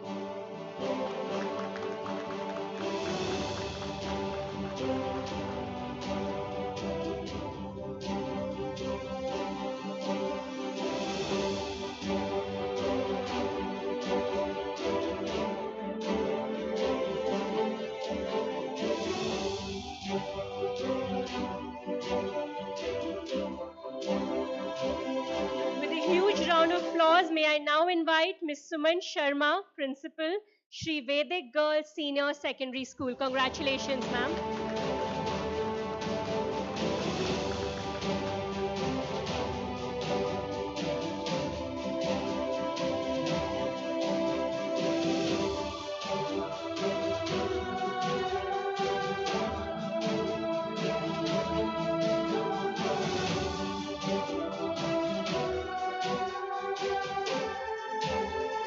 I now invite our final awardee for this evening, Mr. Zenit Sorathia, Managing Director, Vishwagram Vidyapeeth, Shaikshanik Sankul. Congratulations, sir.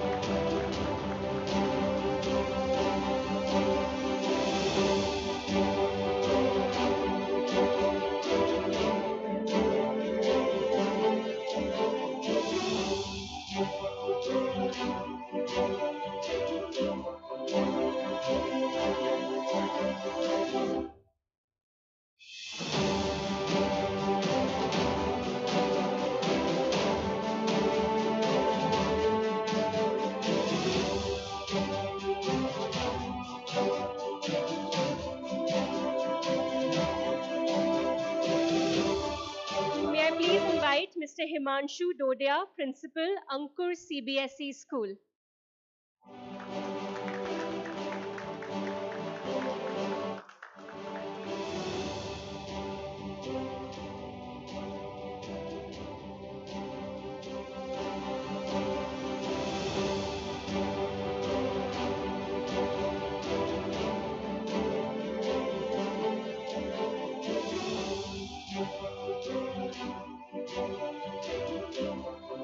Congratulations, sir.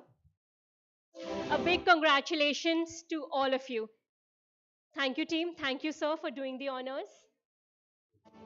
May I now invite everyone for a group photograph. Please join us on the stage for a group photograph. Yes, sir, please.